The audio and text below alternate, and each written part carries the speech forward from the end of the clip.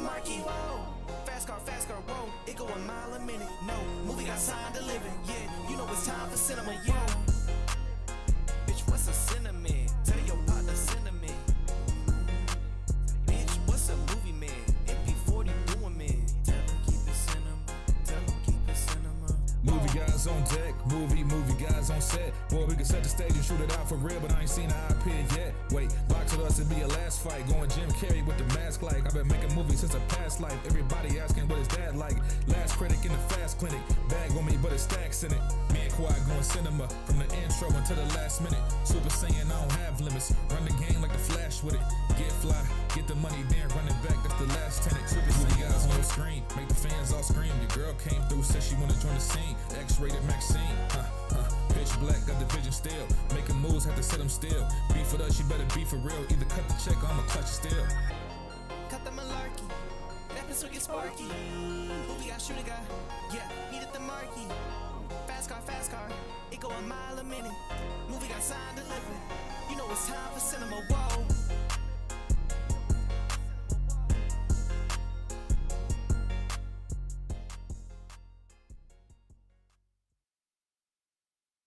Funk flex fucking 40 times before the show starts. Conor McGregor fight tomorrow. Definitely watch it. Yes, sir. I'm watching that shit. I think Max gonna whoop his ass, but we're gonna see. I like Max Holloway. I don't see how you're a fight fan and don't like Max Holloway.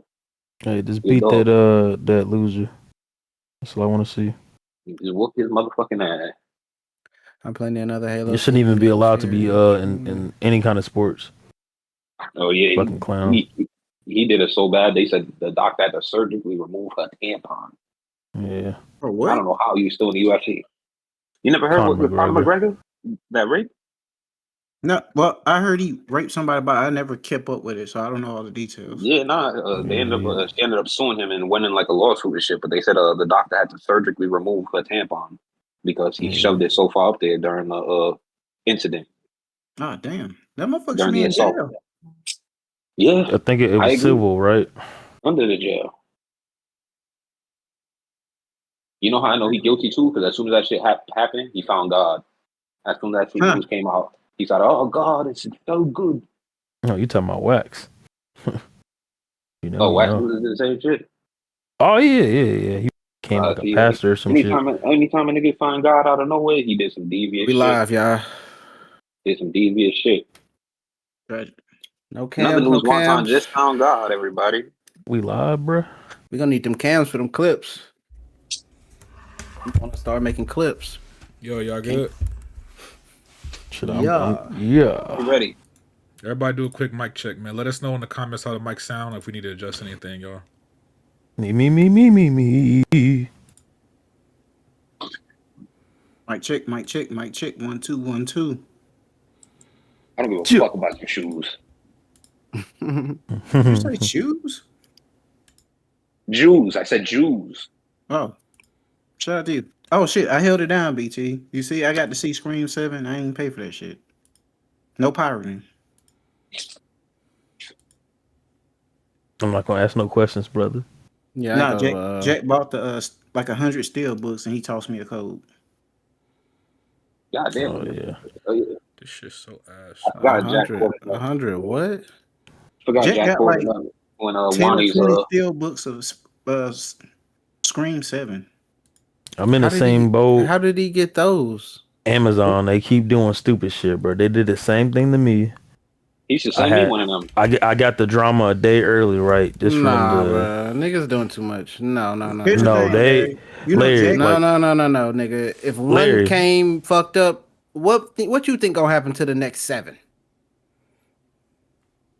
To be fair, I don't have that issue when I order like steel books and DVDs from Amazon. I just don't think they like Jack, if I'm being real with you.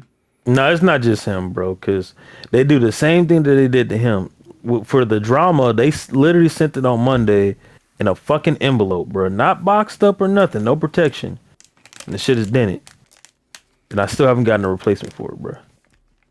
They might not like you either, Saint. Then I mean, how easy is it to get a replacement for stuff like that, though? It's pretty easy from Amazon. Like it's supposed to be easy. If the movie plays you can tell it's the movie. Like, do they have to honor that? I'm just playing devil's advocate. I Yes. definitely think you should get a pristine copy. I'm just Yes, playing devil's advocate right now. because with the way it works, Larry, you're supposed to return the damaged copy, drop it off like a Whole Food. Yes, and with Jack's case, they just keep sending them fucked up shit. With me, I'm still waiting on the drama. Like they never shipped it. They're like, oh yeah, we confirmed the order. It still hasn't shipped. And then they claim they gave me a partial refund when I called them out on their bullshit. But Back in I the haven't day, seen I it on ordered account. I ordered a game from Amazon once, and it came the package was closed, but the game was unwrapped, and there was no game in the box. Yeah. Oh, somebody got it. Yeah. But the whole package was still wrapped up like fresh Amazon package. No, whoever put it in the package. Yeah, snatch that bitch up. I'm gonna be real with you, Saint. I don't feel bad for you and Jack because y'all niggas are over exaggerating. It's. What you I mean, saw bro? the picture you posted, nigga. I had to squint to see what the fuck you were talking about. It Look at was this a nigga, little bro. It's ass on the fucking- top. I saw No, it. I bruh, saw- no, I saw it's on the It was top a on little it, ass bruh. Fucking little dent. Oh, It was not, bruh. It Nigga, is a you Hulk sent the whole Hogan leg shit back drop. for that, bro. Like, get the fuck. I haven't sent it back yet. Nigga, It ain't 6 even to worth 7 all times that. is Like, out. it ain't It's the crazy. time you spent to send that bitch back. Wait for It don't matter, bro. The shit was $40, bro. Worth all that. The shit was $40, bro. Send my shit right. You're gonna put it on the shelf. It's gonna collect dust. Yeah, It's not gonna collect dust, bro. I was Yes. trying to watch it that Monday night. I can't do it because they fucked my shit up. Right? Hold on. This is my thing. You can't. If Here you we and go. Jack He about care to say so some much bullshit. about the condition of these fucking 4K fucking cases, why don't you get them bitches graded by PSA and put in a fucking glass box like they do with the cards? You might as well do that. If you care I don't so keep my much stuff sealed, about the brother. I condition, watch my shit. go to send them bitches into PSA, get them graded, get you a 9 There or you a go. 10 grade, and put it in a fucking jewel case like they did with the fucking PS1 games. Do that shit. Wait, This time don't out, make bro. no Why am I damn listening sense. to you? You a fake collector, bro. I saw you have a tweet. collection of 4K films. You know what That's I not don't you, check brother. for when I buy my movies? Bro, I don't check for 27 the movies in a I don't collection, check for the bro. fucking That's what I'm scuff saying, bro. marks. He got 10 I don't 10 in check the for the collection, bro. scuff marks or the little fucking dents like Jack got on top of his head. I don't check for that. I put the bitch on the shelf. I pull it off the shelf when I want to this is watch why it, you need and then I glasses, put good it back brother. on the damn shelf. I We need just to get don't you right. understand. Like, bro, this and Saint, what you showed me, I give you that, right? Even though I wouldn't have tripped over it, I could clearly see that it was slightly damaged. The shit that Jack does, bro, this dude has absolute mental illness. I think Jack just got strong hands. No, Jack is on record saying He he damaging has himself. uncontrolled, undiagnosed OCD. It is a Yeah, he fact. does have OCD. This man Jack will post a movie, be like, "Oh man, Amazon fucked up my movie." I'm looking at the movie like, "Where's the damage? I don't see nothing." He zoom in, it's right there. You don't see that, brother? What? Like, bro, it's just. I'm not gonna lie, y'all just gotta. Y'all want that shit to come. Y'all want that shit. Y'all want motherfucking Brinks to drop that shit off to y'all. That's what I'm Y'all saying. just Like, want that brother, shit. Y'all want that shit dropped off by a motherfucking. if you want your shit like that, you gonna have to go to the damn Abrams factory tank, where they like- make that bitch. That's the only way. My thing is though, is how much they charge, and sometimes Amazon even charge more than other retailers. And for it to be this fast shipping and for $40 fucking dollars, sometimes $100, there shouldn't be no fucking dent on it, dog. If it was $20 on sale, that's why they will kill you. That one came in. It's got a little dent on it, but I'm not stressing because I got this shit for like $17. It's just got a word from small little Alex. dent. He got released from the hospital, so when he gets home, he said he's gonna join.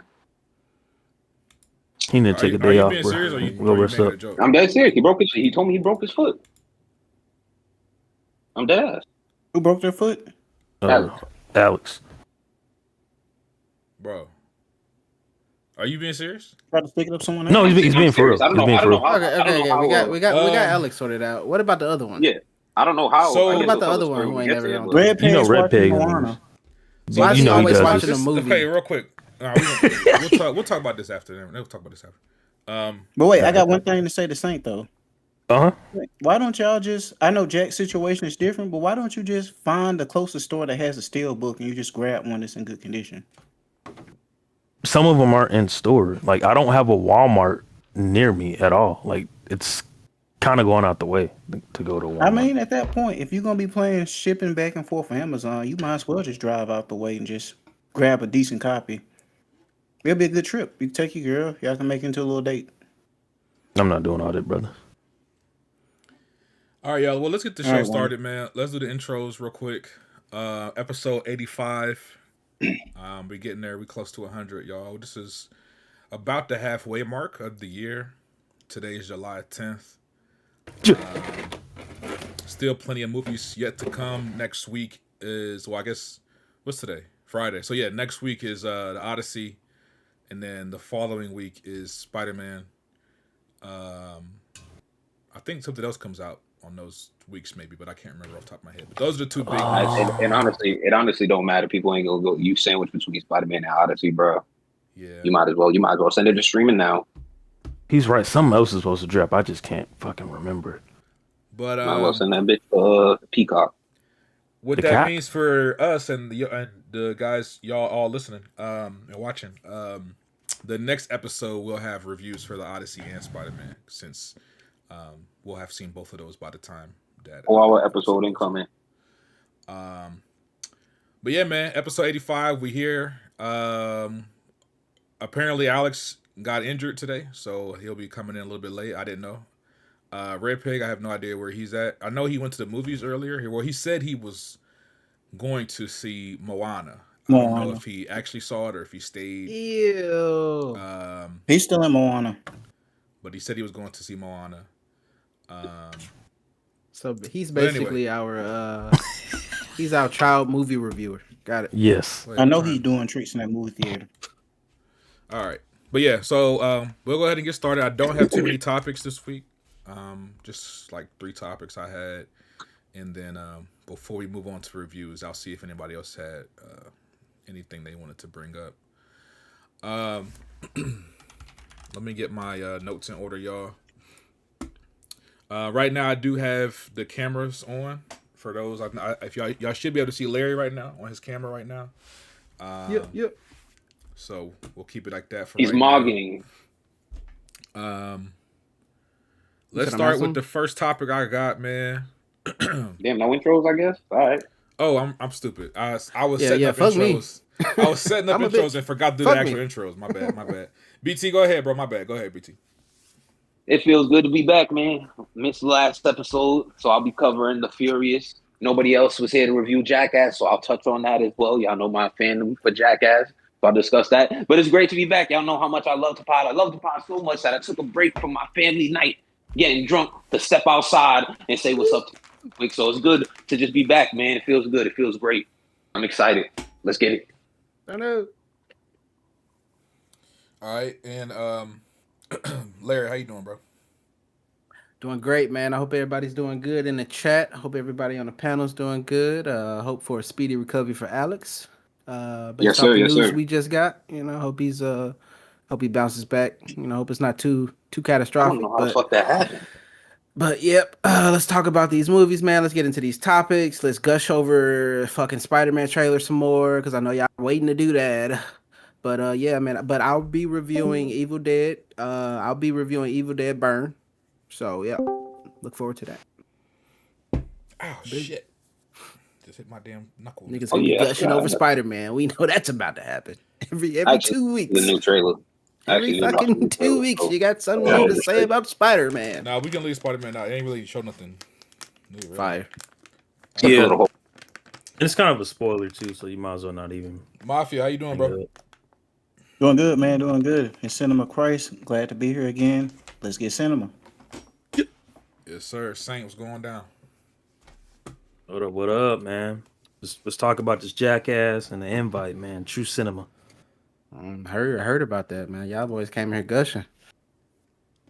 I don't like that word. Heard Larry. about that. Gushing. I don't like that word. No, that's new, bro. We can use that. Green is the politically new correct version. term. It's acceptable. It's acceptable now. Okay. Yeah. You got, It's kinda you got like- a couple creamers in the chat. Oh, see, look. Sponsored that's by crazy. McCarran. You feel me?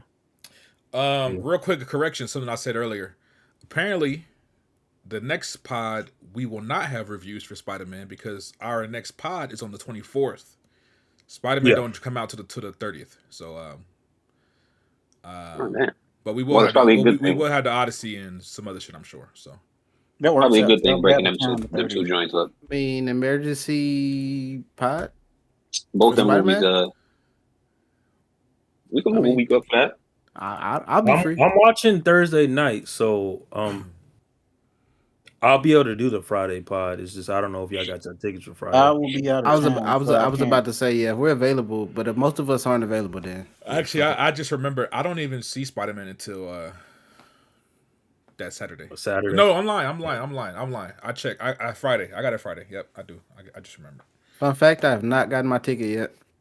I'll be all right. You gonna be sitting on the Thursday. We'll get out next sold out. podcast. They're gonna be sitting in row A. I mean, look it up. I'll be watching a movie like this. Boy, you got You to be watching recline the your door. shit all the way back, boy. You got to recline that seat all the way I'll back. be like, oh shit, look at the Hulk. Oh shit. Oh, You have to look to the left of the screen, then to the right of the screen. Exactly. You can't I'm even gonna look have at to the look whole left shit and at right the the whole same time. time. I'm gonna have to look at the Oh, top left man. corner, top right corner the whole time. Go with your girl and be like, you focus on this side of the screen, I'm gonna focus on this side. We tell each other what happened. Facts. All right, y'all. Let's go ahead and jump to these topics, man. First topic. We talked about this a while back when they had first got announced, but we got some movement, man. The live action Naruto movie is officially in pre-production, and they are doing a global casting search for the main cast. For those that don't remember or don't know, this movie is being developed and directed by Destin Daniel Cretton, same director who did Shang-Chi and the new Spider-Man movie. This is his next movie that he's working on. Niggas trying Like we spoke on before, they've been trying to do live action Naruto for years, on and off. One of the biggest anime IPs, next to Dragon Ball and One Piece and everything like that. So, Dragon Ball and One Piece had their live action works. Naruto is the last man out. So even Bleach got a live action. Correct. Naruto hasn't really had one yet. So, yeah. So it's coming. I personally, as a Naruto fan, I'm a little worried just because this has potential to be like really, really cheesy. It's reminding me of like if y'all seen Dragon Ball Evolution. I can't help but just picture something like that. Like I don't want that for this.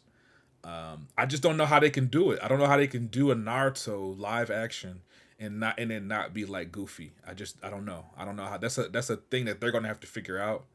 Especially that's with part the of his cast. character. Because with the Naruto is cast, kind of a goofy He's guy. a goofy guy. no, I'm not talking about his personality. I'm talking about like the fight scenes, the way that they fight, the jutsus, like seeing all of that in live action has potential, just in my opinion, and not. I mean, translate make it for people who made it popular. That's my advice. Make it for the fans. Don't try to garner any new fans. If you are not a fan of Naruto, you will not be a fan of the Naruto live action. Just make the movie for the fans. But I feel like it's gonna be an Avatar situation with how Netflix. That's why I said make it for the fans, because obviously that shit's not made for the fans. We got Toph able to see in sand. If everyone knows, anyone with the iota of information about fucking Avatar knows Toph cannot see in sand. That's literally that's her only fucking Achilles heel. That's her only weakness is being in sand, and they took that away. So, I'm not looking forward to this, Larry. I have no interest in this, and there's no disrespect. No. It got y'all Spider-Man director. No, he's a great director. No, but I've said this since day one. I have no interest in ever seeing. Like, I don't think niggas understand. I love Naruto. Y'all got y'all Spider-Man director. I have a Naruto rug on my floor right now. I have the whole series from part 1, and I got the Shippuden series still going as far as Blu-ray set. I have no interest in live If action. it's not 1-to-1, don't fucking do it. Don't try to take liberties. Don't translate to live action, dude. It doesn't. But we know what comes with this anime. This is one of those animes that's anime to its core. And if you don't go one for one, and you try to recreate your own, you try to take liberties with the story to try to make it your own, you're not the one for the job. You're not the person for the job if you're trying to tell your own Naruto story. Like, we're not bringing you in to tell your Naruto story. Nigga, tell the Naruto story. That's what we want. But Larry, how they gonna condense basically a Naruto story in 2 hours? What arc you even gonna end at, dog? Like I got a lot They're of. gonna have to cut it. They're gonna have to do like with Bleach, the live action movie. So you know they have the intro art with Ichigo meeting Rukia all the way up to where she leaves for the Soul Society. They cut stuff out like Chad or he may getting powers and stuff like that, and they just kept in the shit that was like relevant. That's gonna That's probably be the trash. same thing with Naruto. With Naruto, That's trash. you're gonna get the whole him being a ninja, and then they're gonna try to cover some of the land ways, and it's probably gonna end with them fighting Zabuza.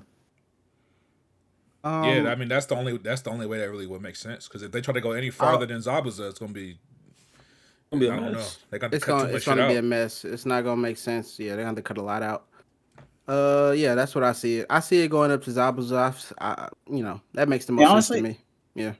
I think they could probably pull off that arc because between Naruto being a ninja and doing the Land's Waves arc, I think that's enough content for like 2 hours. You could cut that out and still keep that good. Now beyond that, like tuning exams and stuff, that's when it gets kind of iffy. Yeah. Because that could That's be a why- whole trilogy that's- within itself. That's why I don't think it makes sense to make it a movie. It makes so much sense to turn this into a TV show. Like That's- anime, I don't think Yeah, they you should. don't. I don't feel like you don't adapt animes and like you don't adapt. And there are too many arcs. There are too many. That's what I'm saying, There's, bro. there's Like, too many like foundation laying arcs in anime, especially an anime like Naruto, for you to just condense fucking 50 episodes condense over 10 hours into 2 hours. Like, yeah, then Larry, what they gonna do, bro? Have 12 fucking movies? This is not realistic to me, bro. Yes, I agree. I agree. How Naruto actor. Like expect people to buy in for the next decade? Like, nah. Like, just make it a show, bro. Why are we doing a movie? Or they got it figured out, man. They got it figured out. They've been talking about this for a while. Because if you're doing this, you got some balls to do a live action Naruto movie. That's got to be less than 3 to 2.5 hours. So Can y'all hear me? I'm assuming they know what they're doing, or they Alex, have you it good? planned out. You good, Alex? Yeah, you good, bro? Bro, I just lost my fucking foot. How the fuck you do that, yo? You Send us text a me that picture. shit. I say, yo, what the fuck? Yeah, bro, I lost my foot. What happened, Alex?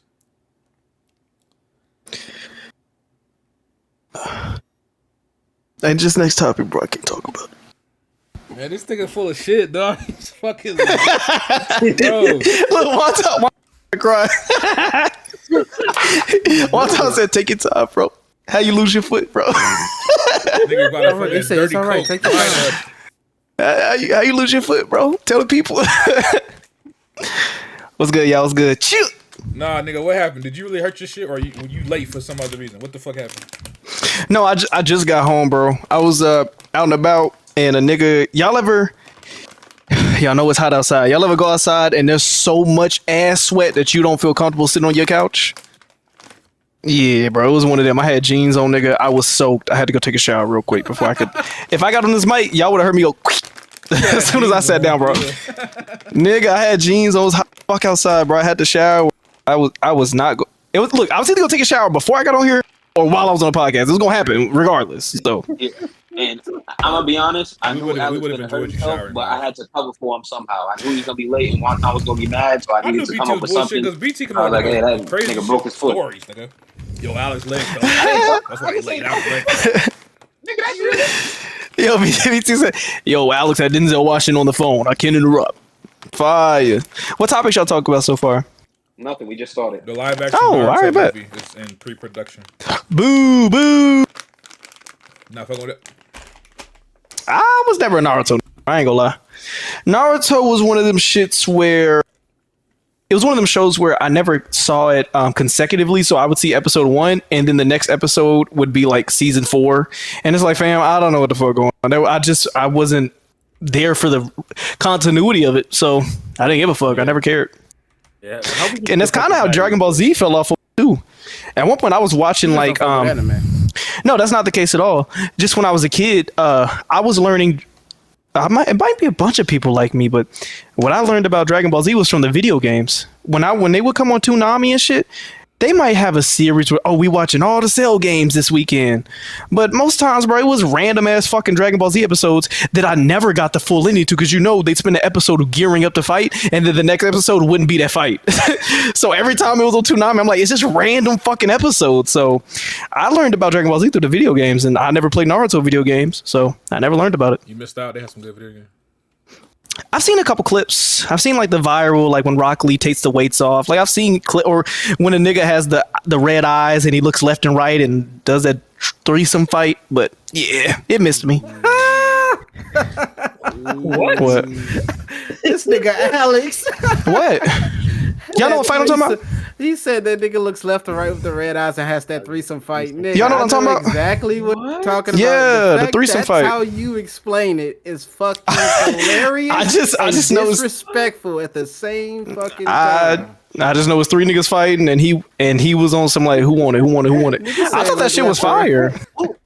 That shit was fire. He talking about Madara.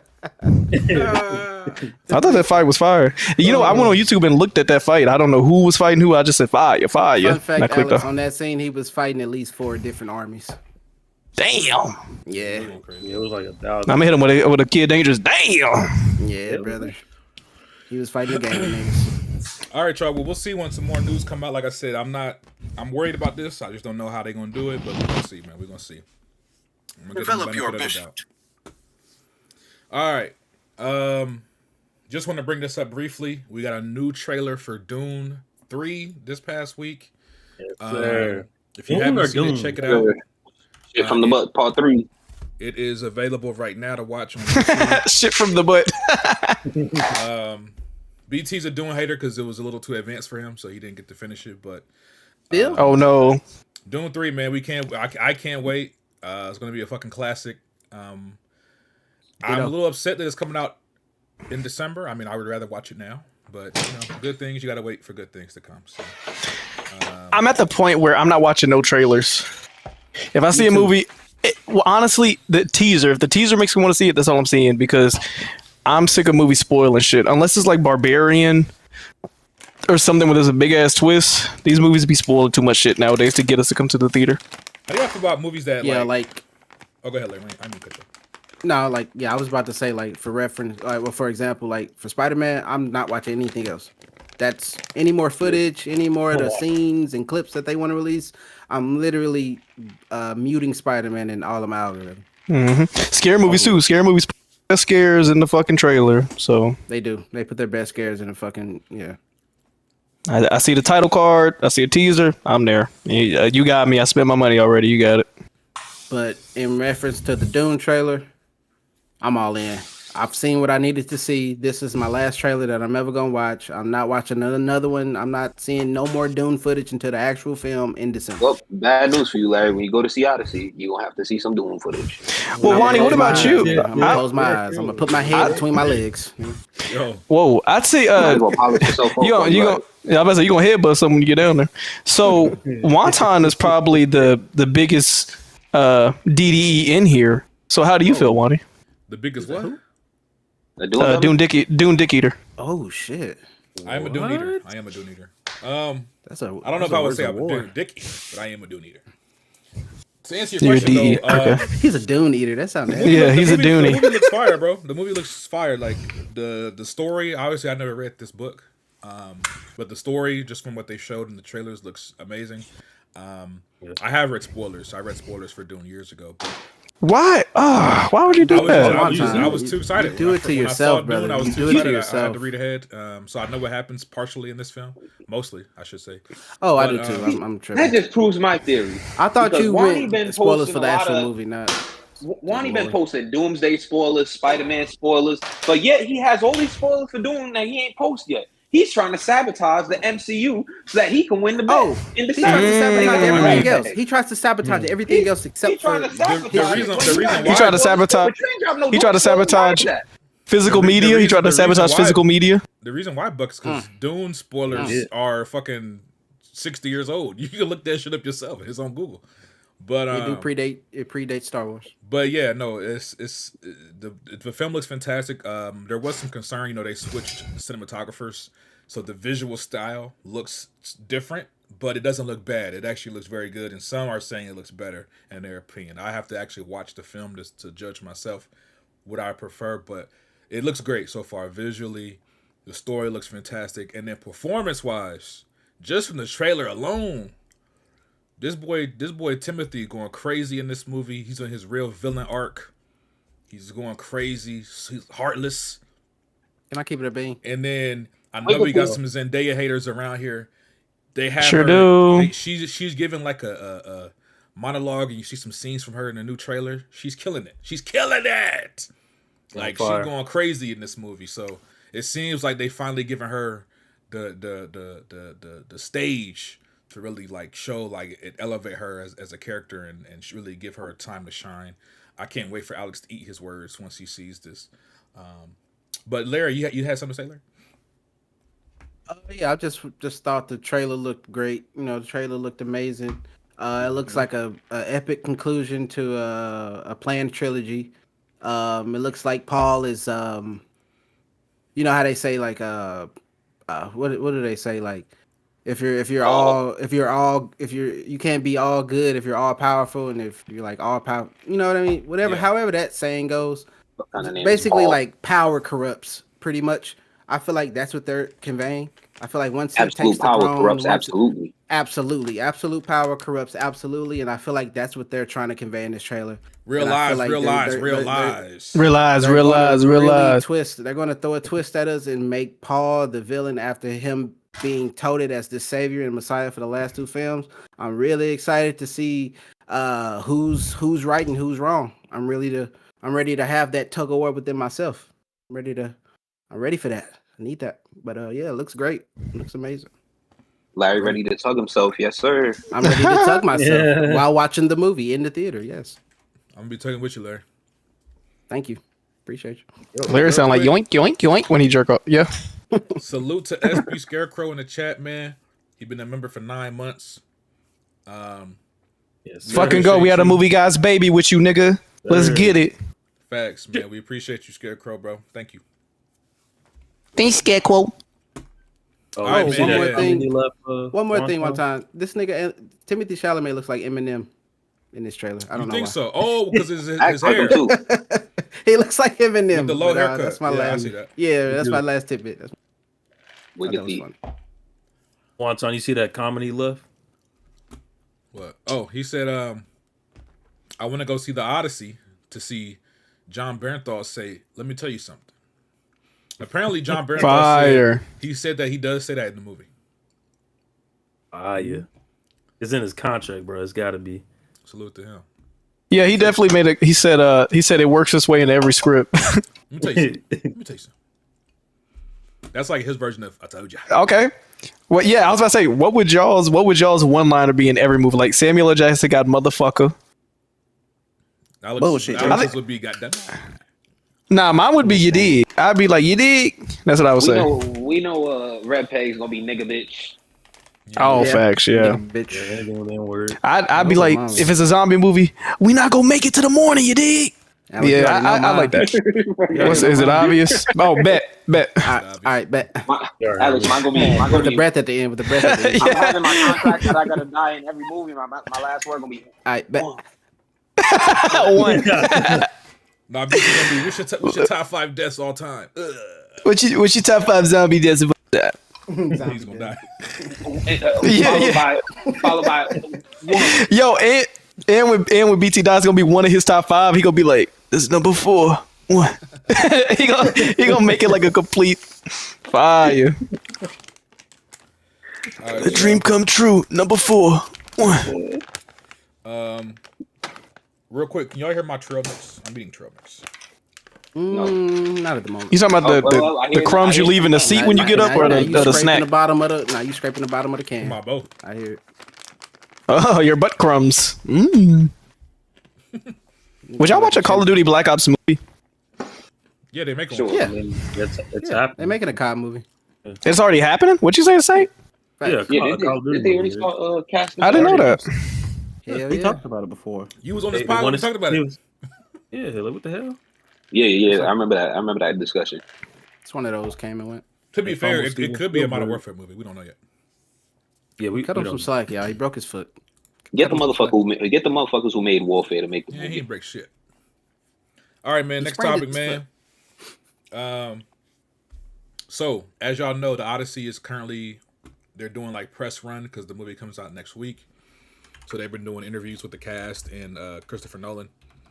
He came out and said he would love to make a horror movie. He's just waiting for the right idea. I brought this up because I want to know y'all's thoughts, man. How do y'all feel?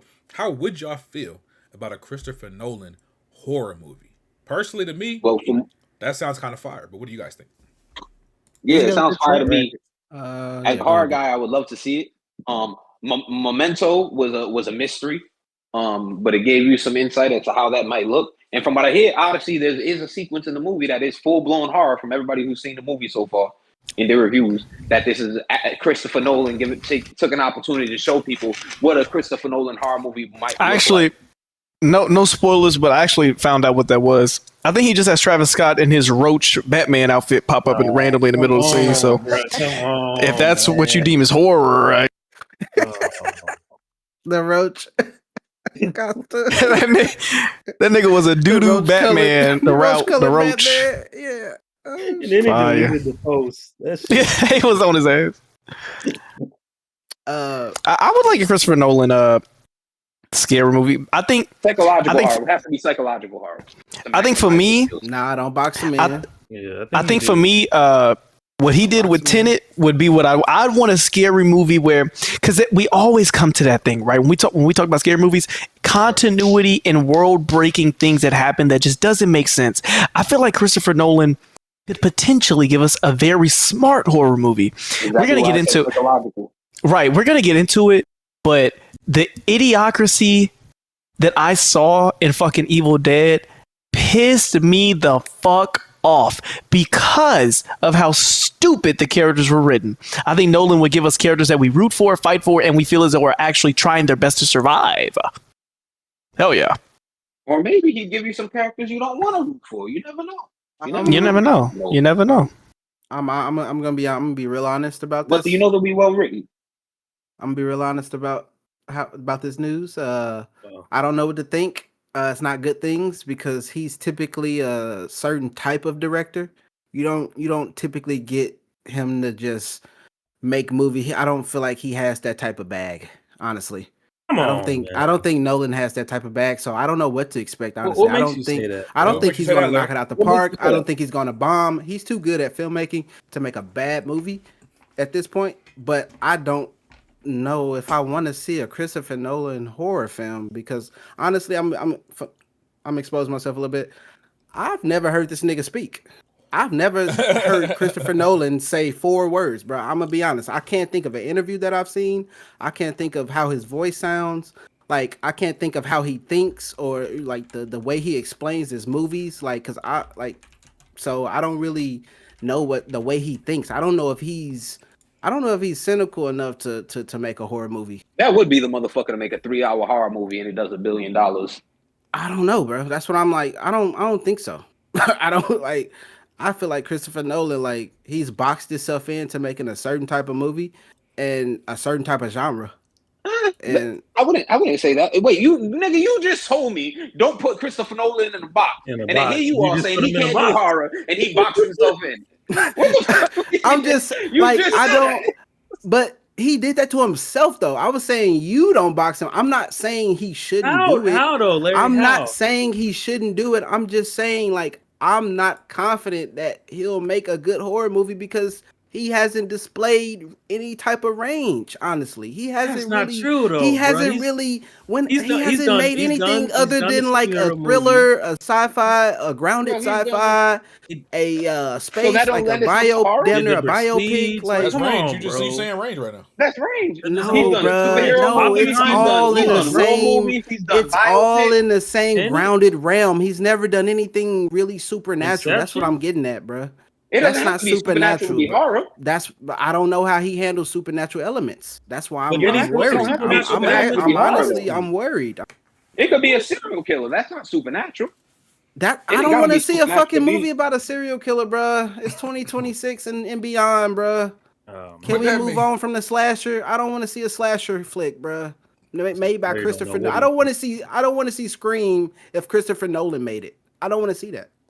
You didn't think Insomnia was a good movie? You ever seen Insomnia?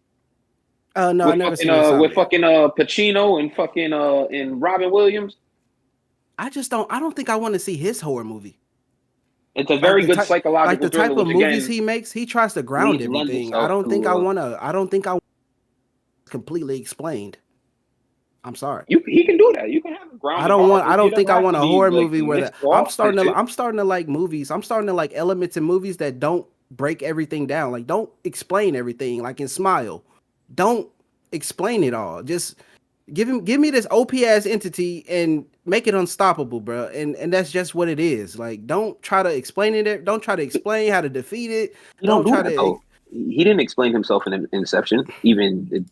You know what I mean? Like Inception is In an ending that's still Inception? debated to this day. Every other People still scene is debate an the ending of that explanation. joint. Every other scene is an explanation But on the what's ending is happening. left ambiguous. The ending is left ambiguous. They still debate that. Yeah, the end of the that ending's joint left to this ambiguous, day. but literally every character, there's at least one character. Tenet's a in movie probably niggas still don't every understand other Tenet. scene that's explaining what's going down or what's about to happen. Like that's just my little gripe about Tenet it. is I think fire. he can make a good. I think But it's he's still a way good too movie. talented to not be able to make a good horror movie.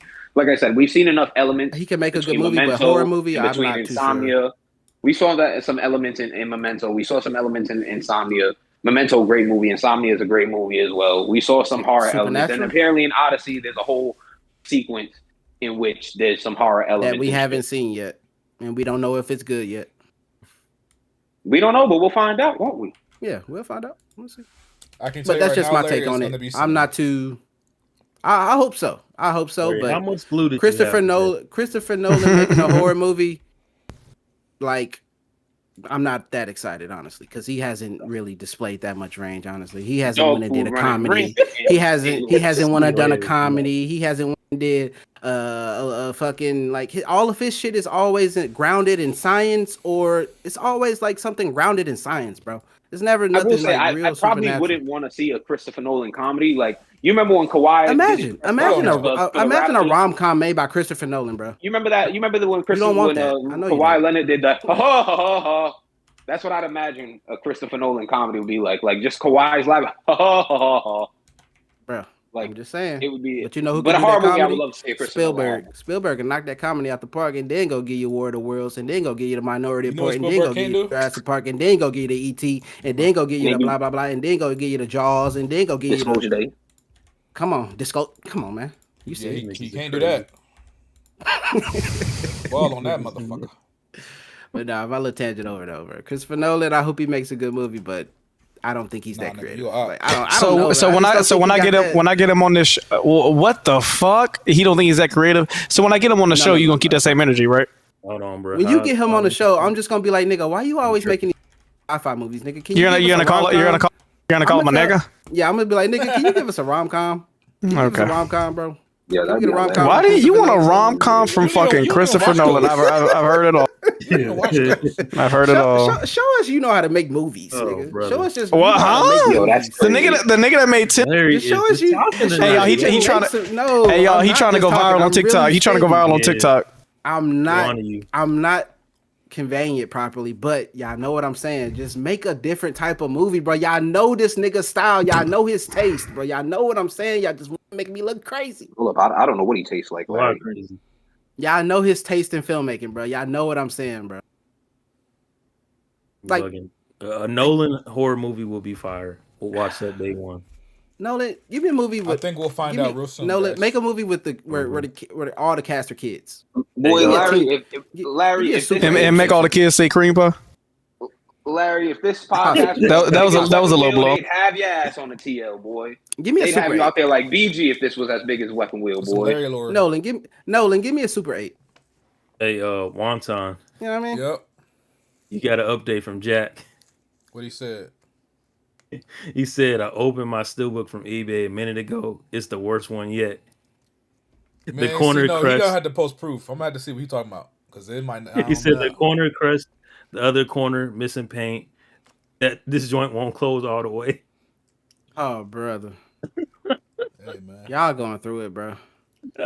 I hate movie Yeah. collecting, bro. Just stop it, bro. Just find a new hobby. At this point, y'all might as well just go to the store. Some of them you can't go to the store, bro. It is what it is. Is a lot of this only available online, or can you walk in and see the condition? A lot of it's online. You got to blame Tank Best doesn't want Buy. to drive the distance to go to the store to get them. And Target want Got it. doesn't carry physical media like that anymore. Did so. they explain the type of horror movie, or is this just speculation? Or is No, this... it wasn't in detail. He No, was just saying that he he'd said like that to that's do what he one in the wants to future. do. Thank you, Nolan. Thank you for all my life. I've known this man. Like, thank you. You finally want to do something. You finally want to make a different type of fucking movie, bro. But you just Not- said you didn't want him. Not want to some see him do it. grounded, You don't not know some what he wants. grounded pseudoscience. Like, bro, get I mean, he's away Larry, from the he's fucking done- science and the he's science. done Get away every from genre grounded except science for- fiction, bro. No, He's done every genre except for comedy and horror. one time, bro. The last 16 years, he's done nothing but pseudoscience. That's not fiction true. flicks, But what's wrong with that though? That's like Oppenheimer's a biopic. hold on. That's Like, like bruh, that's it's like like- saying that. Larry, that's like saying Eli Roth, do something other than a fucking horror movie. It's just like he went comic book, then he went straight. He just been comic book, and then he went straight to fucking pseudo science fiction. Like, bruh, can we switch it up? Can we What's wrong with that though? He's done thrillers and There's shit. nothing wrong with that. We've gotten great movies out of that. Hey, just Pusha want T, stop I just making coke want raps. range, bro. I just want range.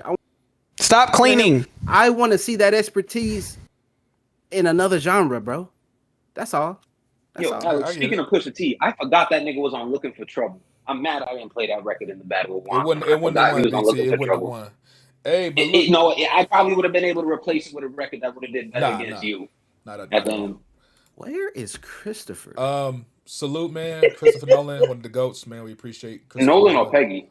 And Peggy. I Speaking of can't wait to Christopher, see you what he right? do next after this Odyssey, man. But for now, Where is the other we go Chris? to the Odyssey. All right, let's get to these fucking reviews. So a couple of films that we didn't have seen last podcast, or I should say rather, some of the members saw after last podcast. Mafia saw Supergirl. I want to get Mafia's thoughts on Supergirl real quick while we have them. Mafia, are you there, brother? Yes, sir. Yes, sir. Please let us know, man. How did you feel about Supergirl, man? Are the reviews true, man? Is the movie actually bad, or are they hating? What would you say? How did you feel? It's somewhere in the middle. So I'll give you a quick rundown. The first act was cool with how they introduced everything, how they got the whole setup, introducing Kara, the girl, the villain. That was nice. Act 2 started good, though when they started hitting the whole Krypton backstory, I'm not gonna lie, I thought Byrne was capping when he said this, but I started falling asleep. Like I was in and out up until like the next big action scene with Lobo and all that started happening.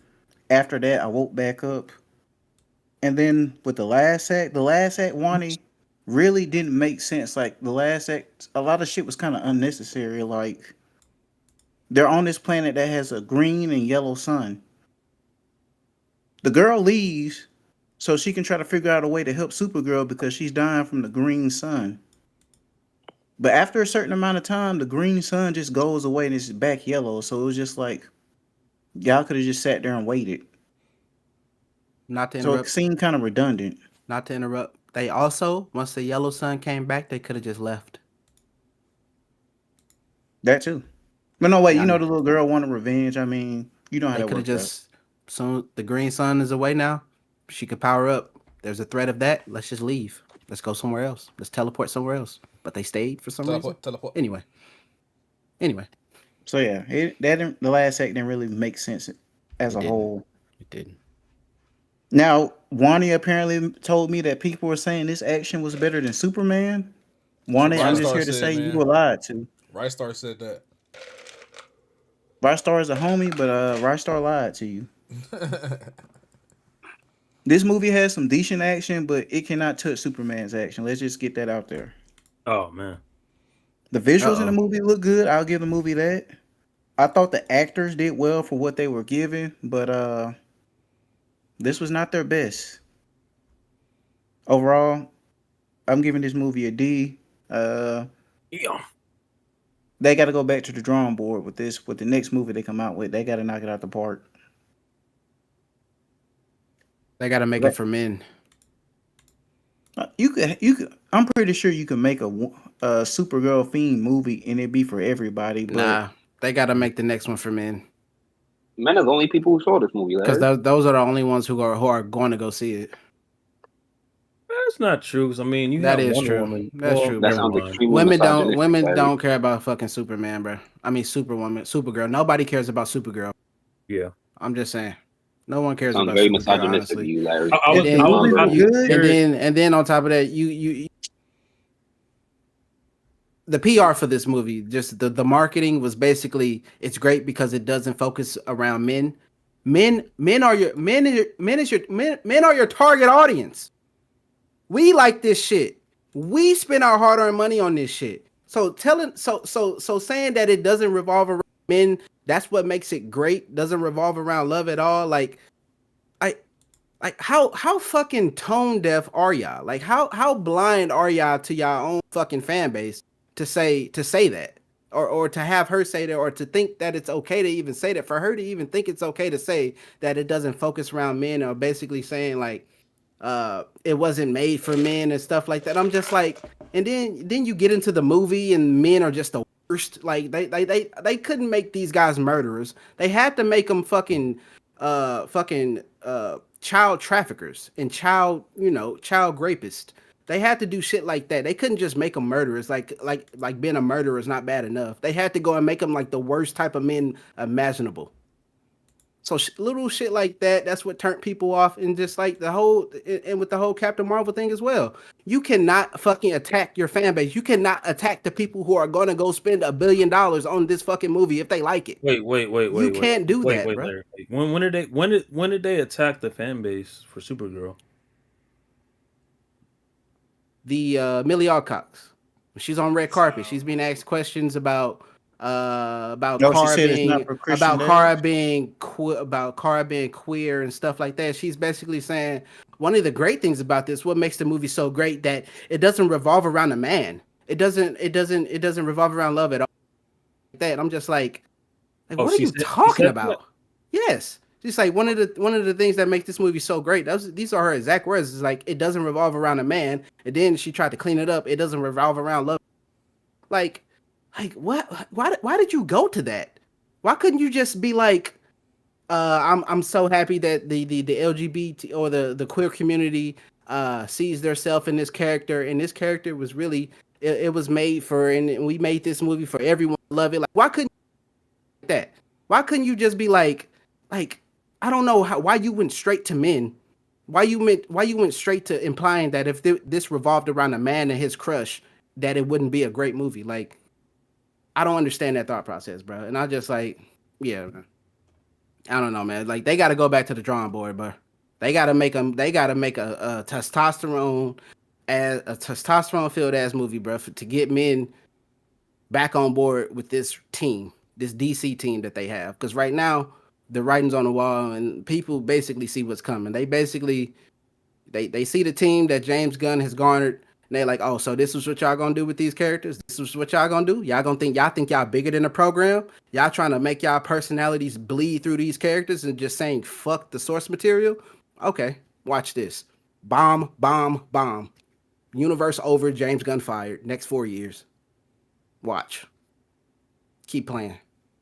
Keep trying to bleed your fucking personalities through these characters and see what happens. Instead of just giving us the type of adaptations that we want. Instead of giving us the characters that we see on paper, that we grew up loving. Keep on playing and watch what happens. Well, Mafia, great review. You really went in depth. Sorry, Mafia. Larry sounded like his anger translator, like what Key and Peele used to do with Obama. No, somebody asked me a question and then y'all just let me go. I was like, fuck it, I'm gonna go. But sorry, Mafia. No, you good.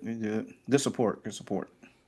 I kind of wanted to do that too because I saw that you were reviewing Supergirl, and I'm like, bet I can low key get in on it a little more. You know what I'm saying? I can low key talk my. But yeah. Well, you know what that means? Wani's gonna call you a yapper after the show. Oh yeah, I'm definitely. I'm already. I know I'm laughing. That's why I'm leaning into it right now because I know I'm about to get. Mafia, Nah, did that you was have what I anything you wanted to add, Mafia? No, that's pretty much it. Yeah. Wani, now's your moment. This is your moment to surpass James Gunn. Don't let it waste. Hey man, James Gunn, his ass might be out of there by the end of the year, man. They saying he might be headed to the fucking streets. His ass keep going with the shit he doing. I haven't seen Supergirl yet myself. I was actually going to go to the theaters, but the more and more of y'all that have saw it and given y'all's thoughts, it's just pretty much solidified that this is a wait for streaming film. Which I apparently, think it's coming streaming like a week or two. yeah, I was just getting ready to say. Apparently, this film is hitting streaming within the next 2 weeks, which is before the month's over. yeah, it's a big L for Jimmy Gunn and Rest in peace. DCU. Rest in peace, Big L. Apparently, James lied also last year. He said that there wasn't going to be another film to hit streaming so soon after Superman. He also said this was the best superhero script that he's read. Yeah, so I tried to tell you about this nigga a year ago. Y'all didn't want to hear it then. Maybe y'all listen to me now. I saw the writing on the wall. I was with you, Wani. Let the record reflect. Right, I was with you. he's out of there. I was with you. That nigga's out of there. I was the only one with you that had your back on that. Mafia, He didn't even real direct quick, this movie, but yeah. Yes, sir. what was your score again? I don't know if you said it already, but I didn't hear it. I gave it a D. A D. Damn. D for damn. That should. That's really tragic because, like I said, I gave Superman an A last year, A minus. Superman is To a get B this, minus this- at best. Nah, I really had fun with Superman. This movie, like I said, Byrne was right. I fell asleep on this shit. It's sad. To be fair, when they start talking about Krypton, nigga, I start getting a little teary eyed. I'm like, hold on, this is the best part of the movie. Hold up. I fell asleep. Like, I tried my best to stay awake for it. So like, ain't no way Byrne was right about this. Whoever her dad was, that nigga can act. Whoever that motherfucker was, wherever he came from. Salute to SP Scarecrow, man. Super chat, $2 super chat. He said Supergirl felt like Temu Guardians of the Galaxy. That's low key kind of correct. Yeah. Well, I seen a lot of people saying that. appreciate y'all. Appreciate your review, Mafia, and your take, Larry. All right, let's keep it going, man. So, one of the films that we reviewed last episode was The Furious. Alex and BT both saw it, and I would like to get their thoughts on that. Nigga, I forgot. Did we already review this movie? Yeah, Alex reviewed it already. I already reviewed it. I reviewed it last week. Yeah. I don't think Alex talked about it last week, did he? Yeah, I definitely talked about it last week. Who talked? he Who was the did? first Who didn't one, talk yo. about it? Only me. I wasn't here. Unless anybody else seen it in between It was- that time. It was Judas, the other guy, and I. We reviewed it The- last. Why do you keep calling me that? Okay, well, That's but your name, go nigga. ahead, BT, with your thoughts on The Furious. Furious, man. I'm not the biggest kung fu movie guy. You know what I mean? I enjoyed the Raid movies. Saw this because I saw a lot of hype, so went to the theater right before I left. And good time, man. I had a good time. I haven't gone back to seeing your review, but I'm not gonna lie. There was a scene in this movie where niggas chasing a truck in chancletas, and I was crying, laughing, watching this shit because nigga, I'm yelling at the thing like, well, not yelling because I'm in the theater, but I'm like, nigga, get your chancletas, nigga. If you think you keeping up with this shit with your chancletas on, take them off, nigga. There's some high stakes shit. Yeah, that shit was crazy. Yeah, I'm like, bro, you out here in chancletas, nigga, in motherfucking chancletas. I was in there dying laughing. I'm the only one laughing at this. I was in there laughing. I'm trying to contain myself, but I'm laughing my ass off at just the scene of this nigga with chancletas on, chasing after this movie. Now, it's from a story perspective, there's not much story there. It's your typical type of I would say Asian action where it's just all about the fight scenes, right? And the fight scenes were great. I really enjoyed it. I thought it was a lot of fun. I won't take too much time on this. I know you reviewed it. My biggest problem with the action is that a lot of it felt felt too choreographed to an extent. Like it felt too synchronized. Like it felt like performance art. Like what's that martial art that they be doing that's really like dance combat where they miss each other and shit? Well, the capoeira or whatever they be doing all them kicks. Oh, and it's like capoeira. choreographed. That's what it felt like.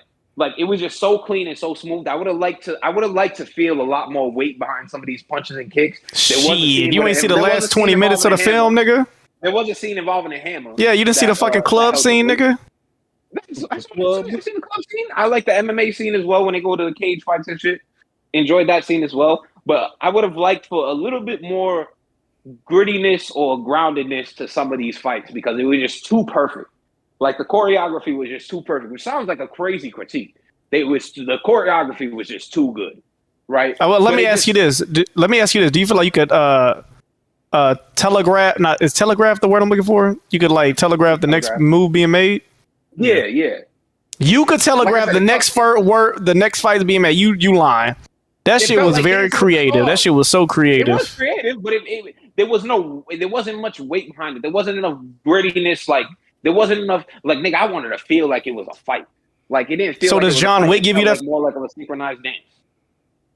Does John Wick to a certain extent does that? But because John Wick is what they call gun fu or however they pronounced it, it's a little bit. Hey, bro, I never want to play the gung fu, nigga. Never say that word to me ever again. But fucking like the motherfuckers who did the raid also helped with the fight scenes in the Daredevil Netflix series, right? So when you think about like that hallway scene from the Daredevil season 1 on Netflix, it was great choreography, but it also had a grittiness to it, a realism to it that felt like it was a violent, brutal fight. It was messy. These didn't. Yeah. This it felt very nasty. Messy. It felt brutal. These didn't feel that to me. They didn't feel as brutal as I would have liked to see that a movie that's pretty much 90% fisticuffs. Outside of a few scenes with some guns here and there, it was pretty much all fisticuffs throughout. I would have liked it to feel a little bit more gritty, feel a little bit more weight behind the punches, feel a little bit more like a real fight.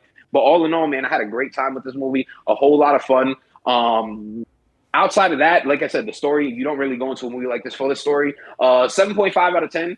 Had a lot of fun with it. Definitely recommend seeing it, especially if you're a fan of this genre, this style of movie.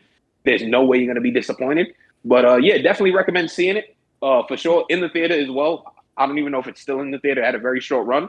But yeah, all in all, fun movie. Enjoyed it. Recommend it. What's your rating out of 10? I told you. I just said 7.5. 7.5. I mean, it was a bunch of bullshit. I'm not mad at you not remembering it.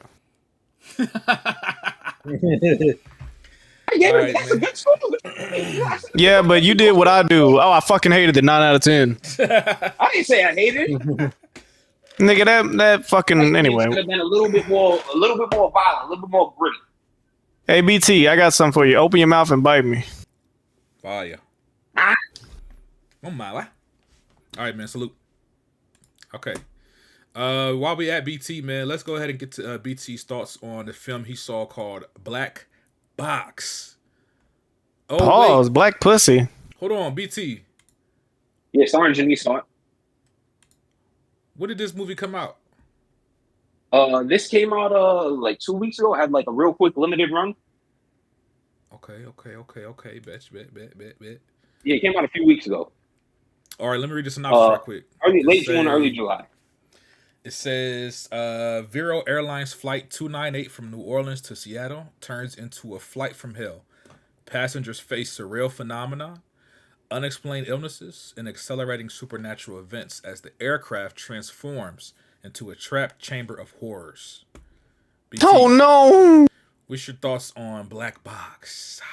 Yeah, so I want to start with, this is my indie film of the week. Wani says I get one per pod. I haven't used it in a while. I'm going to actually use it here this week with Black Box. Independent sci-fi horror movie. Takes place on a plane. Think Snakes on a Plane meets Aliens, if you will. Snakes on a Plane meets Aliens. I'll say for independent film, the production quality actually surprised me. I feel like where the independent aspects came through were with the actors and the acting. It was very inconsistent. Again, I won't spend too much time on this film because who the fuck cares about this movie? Nobody probably does. But a nigga like Wonton who enjoys aliens and shit like that, he might find some enjoyment out of this movie. I thought they did something very interesting with the end that I would have liked had they did a better job of teeing it up throughout the film. When the ending came and it leaves you on this kind of, wait, it gives you it poses a question at the end of the movie that makes you kind of recontextualize everything that happened before. And it would have worked had they did a better job teeing that up. But all in all, I think it's a very entertaining film. Starts off, a bunch of people on a flight. Somebody starts to get sick. They're like, hey, we got to make an emergency landing in Dallas. Now, this one person gets sick. Now, a whole bunch of people start getting sick, and it goes from there. I'll say for a movie with such a limited budget, they did a great job shooting the film. They did a great job lighting it. The CGI was hit or miss. There's something that you see in this movie that you could tell they mixed some practical with CGI that was well done. But some of the abilities of this thing, that's where the CGI really stuck out like a sore thumb. I thought the lead actor was pretty good in the movie, and I thought the love interest of the lead actor was pretty good in the movie. All in all, for independent sci-fi movie set in the sky, where typically if it's a low-budget film, it's going to look pretty bad. I thought it looked well done. This movie, if it was made by a bigger studio and had a bigger budget, I could see this going to be being one of those summer movies that people are like, hey, that looks pretty cool. I'm going to go see that shit and do like, a little cool $30-40 million opening weekend type thing. But fun movie all in all. I'll give it a 6.5 for the black box. And yeah, some very interesting themes, very interesting ideas. Could have been better executed with a bigger budget, and with a bigger budget, of course, comes a better cast. But very interesting ideas, and it does make me intrigued to see what this director does next. But yeah, if you're a fan of aliens, if you're a fan of kind of psychological, I don't want to ruin too much, but psychological aspects that make you look at things in a different light, then I suggest Black Box, my little indie film of the week. Black Box, huh? All right, BT, we appreciate Check that. it out. Okay, let's see. Where am I at? Okay, let's go ahead and jump over to Jackass. Jackass 5, aka Jackass Best and Last. I know BT saw it, but Saint, did you also see this? You said. Yes, sir. I went in and saw this last week. All right, brother. Go ahead and kick us off with the review. How did you feel about Jackass Best and Last? Overall, funny as hell, bro. I mean, it's a Jackass movie. You're there for the crazy stunts and just a good time. My only gripe was there was too much shit, too much feces. That's literally my only gripe with the film. Do I think it's worth going to theaters? It was like a $10 matinee ticket. I say that it's worth the matinee.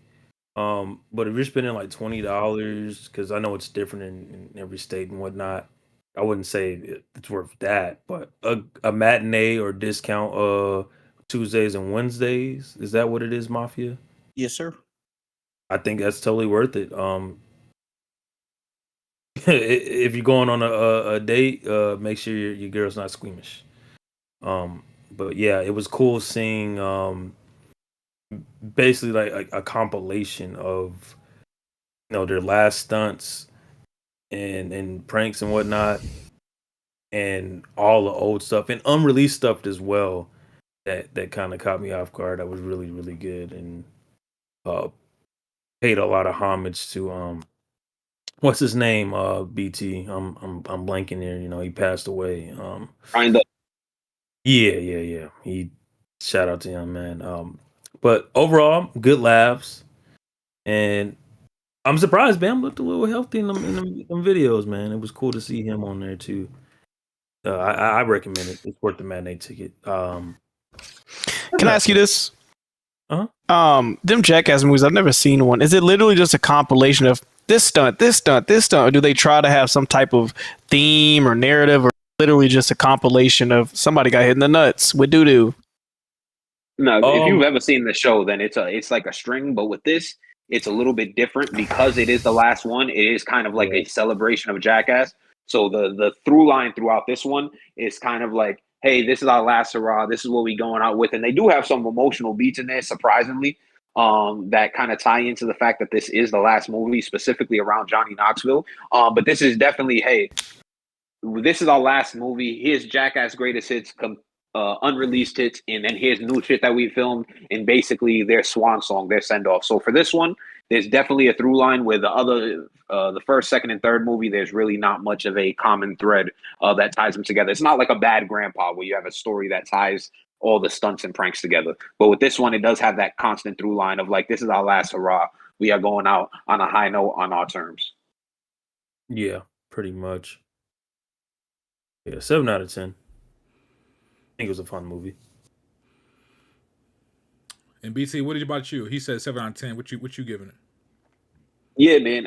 First of all, y'all know how big of a Jackass fan I am. When we did our top 5 movies all time here, I prefaced Jackass #2 with the funniest theater experience I've ever had.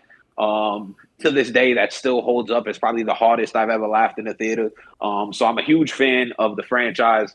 I got the Jackass series on DVD. I got the lost tapes with all the unreleased footage on DVD. I got all the movies and shit on fucking Blu-ray. Even the 2.5s, which is like the unreleased footage they compile. So like Jackass 2.5, Jackass 3.5, got all them joints. And as a lifelong, I mean, this show debuted in 2000, so we're talking 26 years ago. I was 8 years old the first time I saw this. As an 8-year-old kid, I found it hilarious, and here I am as a 34-year-old man, still find this shit fucking hilarious. Like there was some shit in there that was like face hurting type of funny. Like even the way they started the movie, they start the movie with like a test of a certain weapon, and that's a callback to the earlier Jackasses because that was on the Jackass pilot. Except they didn't show this part. In the Jackass pilot, they showed the taser, they showed the pepper spray, they showed the bear mace, and how that works in self-defense. This part they couldn't show on TV. So now we are finally getting to see this aspect of it. And I knew it was serious, and the team was scared because they weren't even calling Johnny Knoxville Johnny. They were calling him by his real name. They were like, PJ, relax, PJ, don't do this, PJ, don't do this. And I was like, okay, this shit is serious. And even knowing that obviously Johnny Knoxville is still alive, in that moment, I was like, what was the weapon? A pistol. The nigga shot himself. He put some magazines under his t-shirt, tried to see if magazines could stop a bullet, and then took the gun, put it to his chest, and shot himself. What the fuck? Yeah, it was pretty intense. And that's how the movie opened. Yeah. But then that's how the movie opened? Yes, that's literally the first thing you see on film. Is the nigga shooting himself, stuffing magazines under his t-shirt to see how many magazines could stop a bullet. Like type shit. Oh my god! So did he count like beforehand? Like no, he just stuffed a bunch of magazines under his shirt. So he didn't even do like a test dummy. This is how much would he just said? I think about 30 will work. He was the test dummy. Yeah, I don't even think it was 30 because the t-shirt when he put the t-shirt on, it didn't look like he had much up under the t-shirt. So yeah, that was even knowing Johnny Knoxville is alive as well, it was still like, oh god, what the fuck, you wildin'. And then he goes into that to the grand opening, which I thought was very well done. Nigga out here trying to outdo Ryan Dunn. Like, bro, watch out, bro. Yeah, bro. I feel like you ever think that nigga just had a death wish and he'd wanted or he was suicidal, so he'd rather just go out doing a stunt. You know what's crazy, bro? This stunt they filmed before Jackass. He did this for a magazine. So it wasn't even supposed to be like out there. This was Big Brother magazine. He was writing an article on self-defense. So he wanted to test out the taser, the bear mace, regular pepper spray, and all that different shit. So this wasn't even originally. This was never going to go out there to the public. And then they got greenlit for Jackass, and then Jackass became what it came. And now we're finally getting this. So this was like for the love of the game type shit. But from there, it goes into the opening, and Jackass openings are always funny and entertaining. I liked how, as they went through the opening, they was kind of like callbacks to old bits from the movies as they went through that I thought was really funny. And then from there, it gets into, I have some funny bits. They did something involving a prostate exam, which was fucking hilarious. Saint knows what I'm talking about. That had me dying laughing. The lip filler bit was hilarious. Not because of the actual thing of filling a nigga lips with lip filler, but it's a fact for the rest of this movie. You see this nigga walking around through all these stunts with these big ass lip filler fucking Instagram model lips that had me crying laughing. Like every time I saw that in the trailer. I was wondering why his lips were so fucking juicy. Yeah, bro. They had one of the. Don't say the other part of it, because I respect it, but it's just crazy in the hindsight.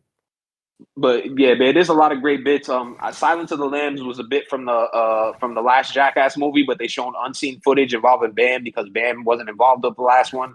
They kicked him off and fired him because he was showing up drunk. So we get to see Bam's version of Silence of the Lambs. That shit is hilarious. Me and Saint was talking about Pontius's role in that shit.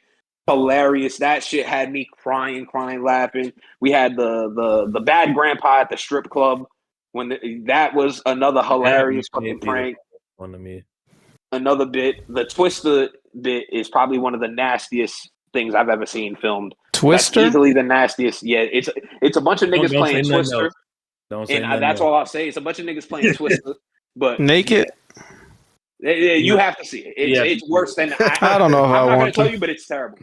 But then they have It's terrible. callbacks to some of their best bits, like the golf course air horn is still hilarious to this day. That's still such a simple, stupid bit that works so fucking well. Man, I literally couldn't stop smiling, couldn't stop laughing. My fucking face hurt. I cried laughing at a couple scenes. And then at the end of the movie, they did a great job of kind of tying it all together and making you, as a lifelong, if you're a lifelong Jackass fan, you can't help but get emotional watching the end of this shit because you see Johnny fucking get emotional and talk about this shit. And I seen a interview with Johnny Knoxville talk about, crying because he couldn't get hit by bulls anymore. Crying because he couldn't get hit by bulls. I just miss getting run over by bulls and getting fucked up so much, man. And crying about this shit and just seeing it all come back. And then during the credits, they're rolling compilations from all the movies and the shows and Viva La Bam and Wild Boys. And as a Jackass fan, the way they ended it. I forgot about Wild Boys. Also, I would have got emotional. bro, I got emotional. I'm not gonna lie. Oh my god, bro. Bro, I got emotional because it reminded me of I was a kid, bro. This shit started when I was 8 Yeah. years old. I'm now 34. They now wrapping this shit up.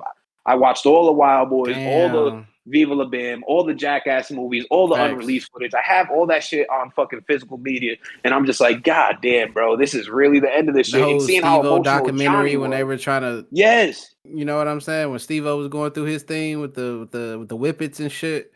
Yeah. bro, they have the live MTV takeover where they took over MTV for 24 hours and were just doing live stunts for nothing but 24 hours straight. The Gumball Rally where they drove across all of Europe from London all the way to Russia and shit. Like, seeing 26 years of this shit and then seeing the end where Johnny's sitting there in a chair talking to the rest of the cast and he's getting genuinely emotional about this being the last film. And then them going into the final little stunt of the film that's a callback to the first movie. And you kind of see that. And then they go into the trailer of all this old footage that you remember from you were a kid up until now. Genuinely made me emotional. I'm ranking this movie on a Jackass scale because it's not a traditional fucking movie. So when it comes to Jackass, Jackass #2 is the pinnacle of Jackass to me. That is the best Jackass movie ever made. That is a 10 out of 10 to me. If that movie's a 10 out of 10, then on a Jackass scale, Jackass Best and Last as a lifelong fan is a 9 out of 10. I cried laughing, died laughing. My face was hurting. And then also they gave me a nice emotional ending to it all that really left me fulfilled and to see these boys ride off into the sunset. 9 out of 10 for Jackass Best and Last. Fire. Appreciate that review. So BT. recommend seeing it, is what I say. Appreciate that, bro. All right, man. Let's see. Real quick, shout out to my boy Corey the Beast, aka Cash Cow Corey, aka Kenpachi Sensei. He said, "Wait, y'all got a super chat? Let's go." Yes, sir. We appreciate There, you. man. There. All right, man. Red Pig, are you there, brother? Red Bussy. Nigga this and nigga bitch. Red Pig. Hold on, I'm gonna text him real quick. I'm here. Are you here? Real quick, Red Pig. What John Jones say? Hey, pussy, you still there? I'm here. Real I'm quick, here. Red Pig.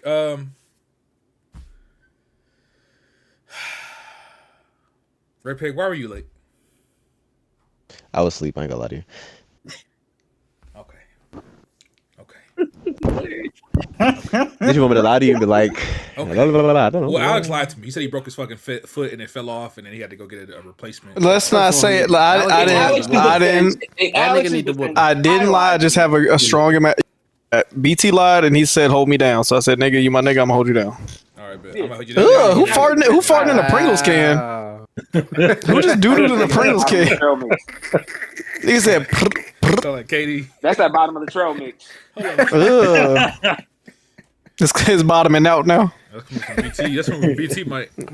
Nigga, right, ass man. fell out his ass. Red Pig, the reason why I called on you, man, we've reached the topic, the part of the show where we go to you for your reviews, and you saw Minions and Monsters. This is the latest entry into the Minions universe, currently in theaters. Yes. The film is getting good reviews, and we want to know your review. But before we get to your review, I'm going to read the synopsis. Synopsis says, "They're rambunctious, ridiculous, and totally true story of how the Minions conquered Hollywood, became movie stars, lost everything, unleashed monsters upon the world, then banded together to try and save the planet from the mayhem they created. By the way, apparently this movie is set before the original, like, Despicable Me. This is kind of almost like a prequel of sorts, because I didn't know this, Red Peg, but Most of the Minions Minion movies exist are. across time. I didn't know this. I thought Minions Yes. were a creation of Gru, but apparently they're Hey man, not. if you watched They've all the existed. Minion movies, you would know that. Brother. Yeah, I didn't know that. I haven't even seen should the watch the fucking Minion Despicable movies. Me besides the first one and half of the second one. Yeah. So, but Red Peg, yes. What were your thoughts on Minions and Monsters? Pretty good, pretty good. I think all you guys should watch this. This is a movie that will be shown in like colleges and shit for like, this gonna be like the intro to film studies, you know.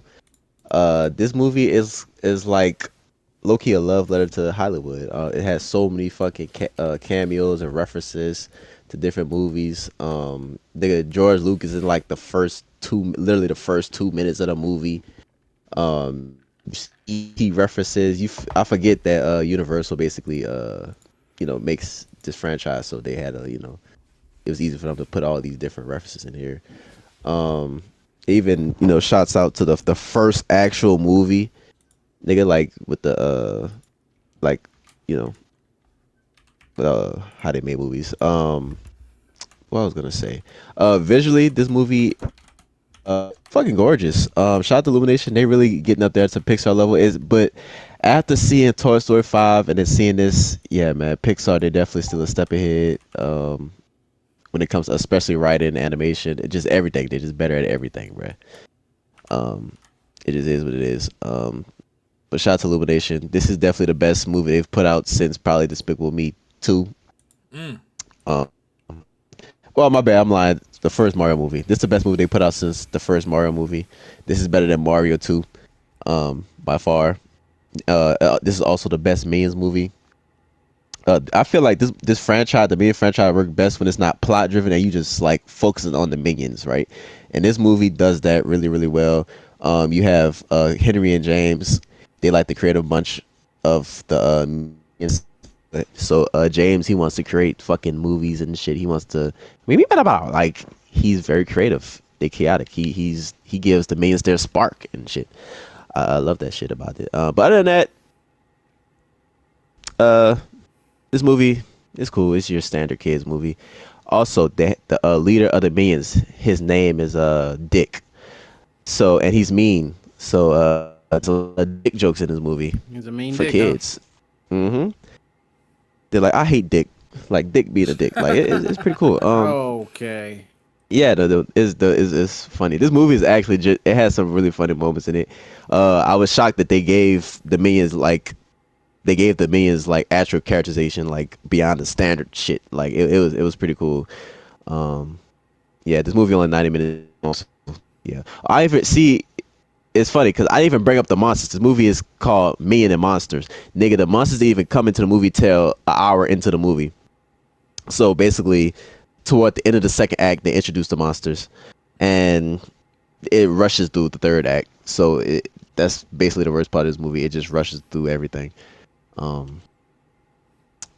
Yeah. So it was right back in. It didn't give you any room to breathe for real. But yeah, decent movie. 7 out of 10. It's been a pretty good year for animated movies, I would say. I would say go see this, by the way. Alex, go see this. You're fucking autistic. You're fucking autistic, nigga. They speak to your autistic, nigga. No! Like yes. Like you even sound like them, nigga. Like I know for a fact. I know for a fact. Like I know, look, me and Alex just had a conversation in Minion. Like I know, like this nigga's autistic. Like So y'all both Minions. Y'all both Minions. But I'm like the smart Minion, though. Red Pit don't need subtitles when he see Minions this- movie. That's why we're different. Is this better than the Minions movie that Alex hated, Chris? Oh my The god. last one, yes, it is. And I'm glad he not the girl he went with to see that movie, because she's a Went fucking hater. with- She's a negative person, nigga. she was a damper on your fucking life. And look at you now, nigga. I ain't never see you see this bright. I've never seen you this bright in my fucking life, nigga. When you was with her, nigga, you was dim, nigga. You was the night. Now you the daytime, nigga. Now you 12 o'clock. You 12 o'clock, nigga. You was when the sun is brightest, nigga. With her, nigga, you was dawn, nigga. Like, ugh. You should break. I know if she was still near you, nigga, you would go see Minions with her, nigga, and y'all would love it. She would make you love it. I'm glad you got that cancer out your life, nigga. I'm glad you got chemotherapy, nigga. And Damn, called the woman cancer. Got you. Yes. Mm-hmm. You heard him. Shout out to her for getting out your life.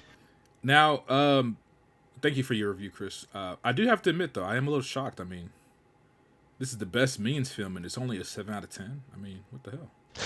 Yes, I mean it's being realistic. I mean, I've seen 2 Pixar movies. I've seen Hoppers and I've seen fucking Toy Story 2 this year, man.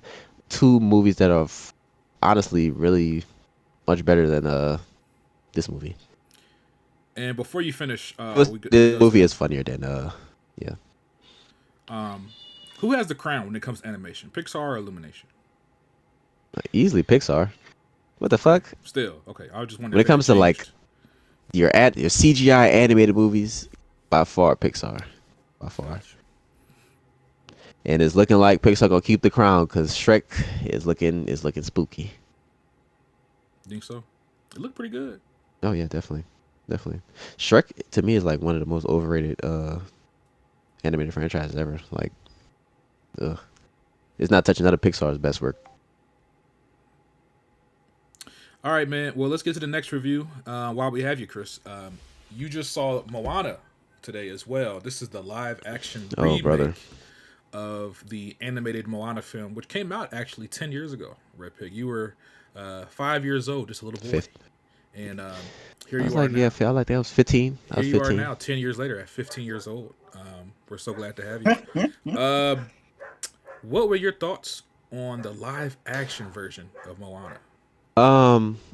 Hey man, this movie it starts a larger conversation about Disney, nigga. How creatively they are. This is a shot for shot, line for line remake. It doesn't offer anything new. It doesn't offer anything new, and it doesn't do anything better. You watch the movie and you wonder, why am I not watching the original?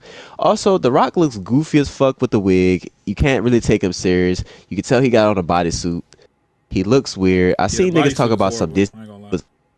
I seen niggas talk about some Disney went through the trouble to remove his nipples in every scene. I really couldn't tell. What? Yes, there was like mammals can't have nipples in Disney movies. Why? Really? Why? Yeah. If you go back, you could barely see his nipples. I guess, you know. I don't know. Also, my biggest complaint with this movie is so soulless. The visuals are fucking flat. You could tell they're on a set. Like the lighting is not shot on location. I don't know why they didn't go to some real life Hawaii locations. The Rock is from fucking Hawaii. Why y'all can't up the budget and shoot on some locations? This movie is so heavily reliant on green screen and CGI. It's just sickening. Yes, it's really sickening, nigga. The water effects, the creatures, even the music numbers, they all come off. Even The Rock, Dwayne Johnson, his charm is just weakened because he's so used to being on Kevin Hart and making dick pussy ass cursing jokes that he don't know how to be regular now. Bro, it's just real distracting, and that wig, oh my god. The girl, the girl who played Moana, I think her name Catherine something. Catherine something. Yeah. Look at I don't know how to say that shit. I think she did okay considering The Rock was really there to outshine her. I think she held her own. The lady who played the grandma, she did decent too. The acting isn't bad. The thing is, the movie isn't ass. It's just so soulless, and we've seen this before, and we've seen it done better. That I can't recommend anybody go see this. This is definitely an easy wait for Moana. 5 out of 10. I will say the songs are still catchy. They're still enjoyable for what it is. Yeah. Like, yeah, the film doesn't like it. Yeah, it's not good. Don't see it. Don't waste your hard-earned money. Also, parents, if you know your fucking kid ain't like not ready for the movie, don't bring them. Like what? I had somebody literally drag their kid out, like threatening to whip their ass, and they was like, no, please don't, no, please don't. I mean, I don't blame them because you spent hella money on them Dolby tickets. Nah, they spent hella money on them Dolby tickets. That mom was pissed, and she was dragging that little nigga out, and he was like, no, please. Oh yeah. Hold up, this nigga had enough time to get on his knees in the middle of the theater and say, please, no, please, don't beat me, please. He did all of that in the theater. Yeah. Please, I'm begging you, mister. Please. Yep. This needs to stop with these carbon. This needs to stop with these carbon copy remakes, dog. I don't know what the fuck they got else to make. Who? Though. Corbin. This is actually Carbon Blue. you gotta. Oh, Carbon. I was like, Corbin Blue in this movie? I don't know what else. I don't know what else they have to remake after this. They didn't hit, legendary movies. They hit Lion King, Aladdin, fucking Sleeping Beauty, Cinderella. Sleeping Booty. I don't know what else. I don't know what else they have. Cinderella, Bro. I think that was a really good film. It was trying something. What, Cinderella? Those are being different, but yeah, Because Snow White. Because Snow White wasn't really. What he said? Oh, they shit on that movie last year. Yeah. Huh? What he said? The Snow White movie. Nigga. Said Sleeping Booty. Because Kevin Feige, not Kevin. What's the name? What's the name of this Disney CEO? He was like trying not to say it wasn't a flop. Bob Iger. Yeah, Bob Iger. Yeah. Also, the first this movie, the CGI is really bad. I think Alex would shit on this movie. He's seen it. The first half of this movie like a fucking video game, like it literally like a PS5 Pro game. Like it's nuts. And then you see goofy ass pop out with that curly ass hair, like a Party City wig. It's nuts. Did he do a fucking advert for his Maui gym shampoo? Nah, he tried to do some lame ass Samoan dance though, and it looks kind of weird. I don't know. Hoopapa, hoopapa. Hopa, hopa, hopa. I told you, Alex. Love means that's what he sounds like right now. I met her on the way to Chicago. Well, thank you. I wasn't planning on seeing this bullshit anyway. Thank you for making sure I wasn't missing out on anything. Also, guys, I want to tell you guys, I did not get a hot dog, guys. I snuck half of a Jersey Mike's sandwich. I snuck half of a Jersey Mike's sandwich in and had a goddamn icy with it. Jersey Mike's is not good. And he's skinny, so you know it was sticking out his pants like hella. So listen, y'all. Listen, I want y'all to know. When y'all go to Jersey Mike's, get the supreme sub, nigga, or the sub, whatever the fuck it is, nigga. The one with ham and turkey. I'll get the one with roast beef and ham, nigga. Nigga, oh my god! Make sure you get the rosemary parmesan. Beef, I'll just pull your pants down, meat curtains. Jersey Mike's is fucking disgusting. Listen, go there. He's so offended. Listen, y'all. Go there, y'all. Get that rosemary parmesan bread, nigga. Nigga, no tomatoes. The Mike's way, no tomatoes. No tomatoes. Oh my god. Hey, nigga. Next time you go, it was so flavorful. With the red flavorful. Yo, what the? Nigga turned Korean. Nigga, it was so flavorful. It's so flavorful. No, he turned Chinese. What's that video where he had the Chinese food? He said, "What the hell? What the hell?" Listen, listen, y'all. What the hell? Listen, make sure you tell him add extra bacon. This tastes so good. Too. What the hell? Yes. Hey, Wani. This tastes so good. What the hell? Oh my god. What the? This tastes so good. Yo. This tastes so good. Why you being so racist? Yeah, he is. This tastes so good. What the hell? What the hell? I did not say that. Larry did not say that. Right. Yo. So flavorful. Why did you say it like a Chinese grandpa, nigga? So flavorful. You're stupid, Riffin. So I'm telling y'all, you got a Jersey Mike near your movie theater? Hey. You want Mike's way? You want Mike's way? Jack said he said boy was eating a Scooby-Doo sandwich in the middle of the theater. Hey, that nigga got a hoagie. Low key, nigga. Hey, and guys, the next time I'm gonna try is Firehouse sub. I'm gonna have to try Firehouse sub Next, because everybody said The they're pot belly is the best. What? Wowzers. We got a pot belly hoagie. is the best. What the hell? Potbelly fire Sandwich poking too. out of your how did you hide? Pot belly is the best. How did you hide the sandwich, Chris? I'm telling you, Oh, that fucking I put prison it in my pocket. pants, nigga. Put it in his ass. They try to find Yo, he put it in his ass. He put it in his ass. You It know came what's out funny? toasted. You know what's funny? You see, That's all me. you know what's funny? You know what's funny? Jack and there laughing. Jack and there laughing. That nigga Jack literally just posted a sub. Jack literally posted a sub that looked like it came straight out his asshole, nigga. It had the green shit on it too. It looked like Red Pig. yes, When you bro. put It out looked your like ass, Jack it was goes creaming ding, on like it. it was done. Like creaming on it. Like Jack was creaming on it. Like You talking about that nasty ass Philly cheese Jack got from Arby's? yes, nigga. Jack. Oh my god. Like he creamed on it. Disgusting. Stop, bro. Stop. He said Red Pig ass toasted. But that shit came out steaming, boy. Ding. Like a panini. I'm crying. Holy shit.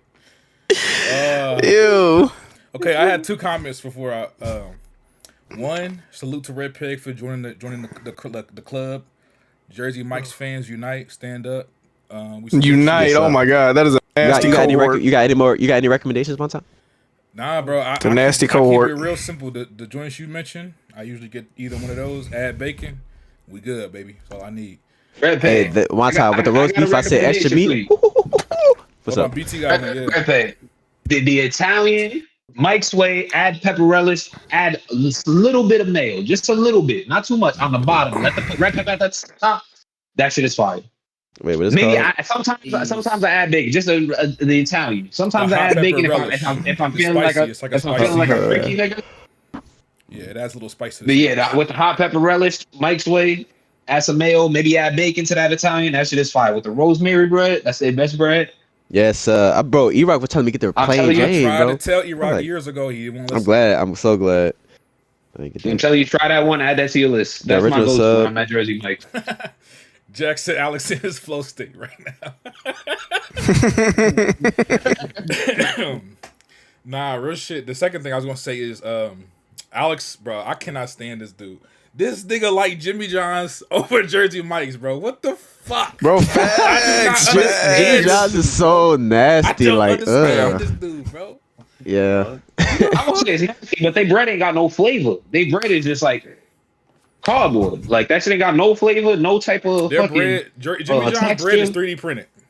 Let's talk about it. Bro, Subway got better Alex bread like than Jimmy John's. Alex like that shit though. I'm gonna tell y'all secrets, right? Jimmy John's bread is frozen, and they come in big tubes, my like God. turd tubes, right? So we get a box off the truck. They're No long, fucking way. frozen tubes, like as long as my arm, right? We take them out, we let them thaw in the oven, and then we weed them out. We weed them out, right? And we spread them out, and that's how they bake. But frozen They got bread no is not a flavor. bad thing. Wow. It just ain't got no flavor. Nah, bro. Frozen bread, I'm good. What I don't like Bread is when you part of the sandwich. bread is a bread is a bread. When you go to Potbelly, guess what? They pull Potbelly's your bread fire. out of, but they pull your bread out of bags of bread that's already been cooked elsewhere. You're getting it out of trash bags. Like if the bread is warm, who cares? They bake the bread. Nah, bro. Movie All, podcast, by the way. all they're doing is freezing the dough and then putting it in the oven to bake it. That's all they're doing. It's I will say one in thing about chemistry happening Potbelly. in there. It's a I chemistry. mean, it don't happening. change the fact that Jersey Mike has way better bread, like much Yeah, better. and I know we kind of transitioned into sandwich guys, but one quick thing: if you have Potbelly, do not make the mistake of getting hot peppers. They put way too much, and them shits is actually hot. Oh yeah, That you're shit not fucked lying. up my You're not sandwich lying. last time I got it. That shit, I thought it was normal hot peppers, like I'm getting jalapenos or some shit. Nigga, that shit was that shit ruined my sandwich. Yeah, Nigga, it was hot peppers. They called them hot peppers. It was Yeah. spicy. they Oh yeah, was my bad. playing I'm with the hot looking on the peppers. menu right now. It's called the club sub with the turkey ham and the bacon, the mayo. The club supreme, nigga, is the roast beef turkey. Roast beef and turkey bacon. The Supreme. with the Swiss cheese. Man. Roast beef, I missed that bitch. Alright, man. Let them put everything on that bitch except for tomatoes, and you good. Appreciate it, man. Appreciate the reviews, Chris. Appreciate the sandwich reviews as well. Oh, fed up. By the way, if AMC put subs on their menu, I ain't gonna lie, that might hit. But I don't know if I trust them to make it though. That's the problem, Chris. I don't know if I trust them to put that bitch right. I mean, not Jimmy John's. Ew. They should collab with Jersey Mike's. Yeah, that might be fire. There's an AMC by me that it collabs with a fucking Chick-fil-A. They got a Chick-fil-A in the AMC, so you can go in and Chick-fil-A is right next to the bar. Yeah. Oh man, I'll be at that. What? I'll be at that bitch. Yeah, if you walk into the AMC, the regular concession stands on the right, and then to the left they got the bar, and then right next to the bar is a Chick-fil-A. Wow. Yeah, What fire. the fuck? That's fire. Yep. You know how much money they would make if they did that for like all theaters? Damn ass. Which is crazy because it's inside a mall, and inside the mall, in the food court, they also have a Chick-fil-A. So this mall has 2 Chick-fil-A's. One inside the AMC, one in the food court. That's fire. All right, man. Real quick, Saint. E-Rock said, Saint, you missed Love Island. Yeah. I only watch it when my girl's over, so yeah. E-Rock watches it alone. I seen a clip. I seen a clip. One dude was like, Wait, don't spoil one girl. No, I think it's old. The girl forget the nigga. She was like, I want to see. I know you like cheated on me here, but I want to see if you do it in real life, like outside of the show. So I'll give you another chance. He about to cheat again. Hey man, let's keep it going. Only a couple more reviews before we get the fuck up out of here. Let's go with Evil Dead Burn, man. This is the newest entry in the Evil Dead franchise. The last film was Evil Dead Rise, directed by Lee Cronin. Lee Cronin jumped over to directing The Mummy, which came out a couple months ago. That we reviewed on here. So there's a different director taking over for Evil Dead. I don't even know how to say his name. Sebastian Vinacek, it looks like. Sam Raimi produced. It's called Evil Dead Burn, in theaters right now. Let me give y'all the synopsis for this. It says, after the loss of her husband, a grieving woman seeks solace with her in-laws at their secluded family home. However, it soon becomes a reunion from hell as the Book of Dead unleashes demonic forces that transform them into Deadites one by one. Let's start with Alex, man. Alex, how did you feel about Evil Dead Burn? Yeah, man. So, as y'all know, let me know if my mic cuts out. My family and I, our tradition is that we go see scary movies together. My mom has been watching Evil Dead since the 80s. And the funny thing is, she said that, like, I was like, all right, let's go see Evil Dead. She was like, I don't know if I can. I was like, huh? And she was like, I'm actually scared. I said, no way. I'm like, we watch all scary movies. How are you scared of Evil Dead? And she said, there's something about Evil Dead that's just different for me. And maybe, and y'all let me know, do y'all have movies or genre, or like, do y'all have franchises that creep you the fuck out specifically more than anything else? Yes. Yeah. Demonic possession. Okay, so that's a genre. Okay. Anybody else? Yeah, I agree with BT. Okay, so my mom, for her, Evil Dead has always scared her because of the eyes. So when the person gets possessed, however their eyes look, it scares the fuck out of my mom. Like, she's like, I can't do it. Like, she doesn't want to look at the screen. Anyway, so I'm like, oh, this finna be lit, because I never knew that, right? So I'm like, oh, this shit finna be good. I ain't even watched no trailers, whatever the fuck. Nigga, she said this in the last. She said this was like probably a 4 out of 10 for her, 5 out of 10 for her. And I have to agree. I gave it a 6.5 because there were a couple scenes that I liked. But all in all, this movie's downfall, without spoiling too much, this movie's downfall was idiotic characters that genuinely annoyed you. Not the typical, oh, she tripped while she was running from the big bad guy. No, they were making actual decisions that pissed me off watching, because I'm like, now you're just being stupid for the plot. I'll give an example. I'll give 2 examples. One, Larry loved the scene. One lady made out with one of the demon niggas.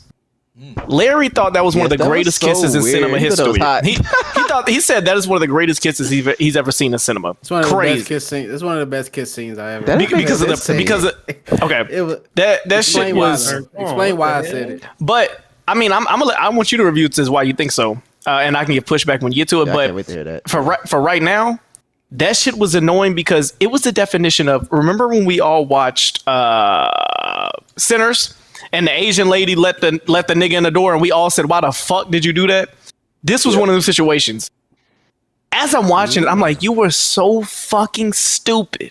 Like, it wasn't even believable. It wasn't even, she's just caught in a moment. No, this was literally stupid. And on top of that, I hated the family. I hated the characters. Everybody on that film and that family, besides the girl that actually was like the main character, was annoying as fuck.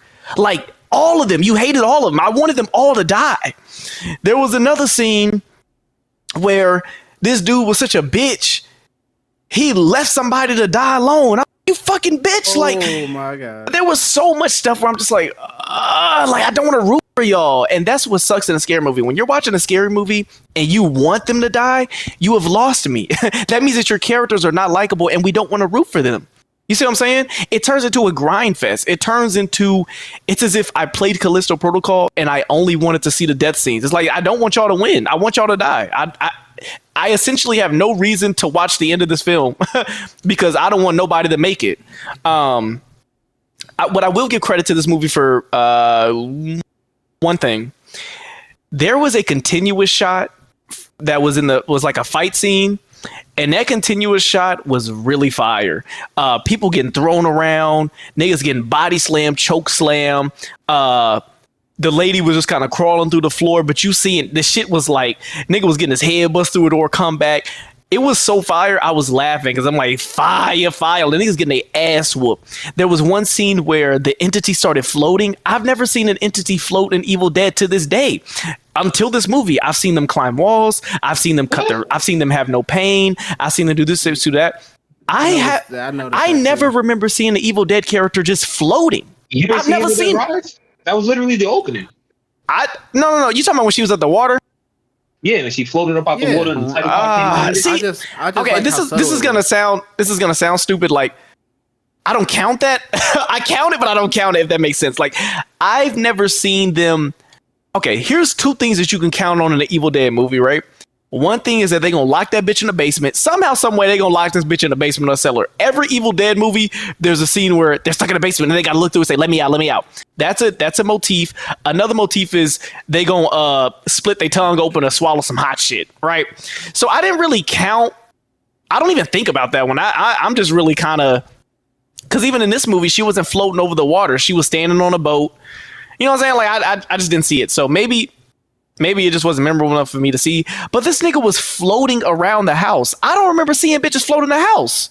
Personally, when they was in the hotel, she was banging on the door. You know, anyway, I say all that to say, go ahead.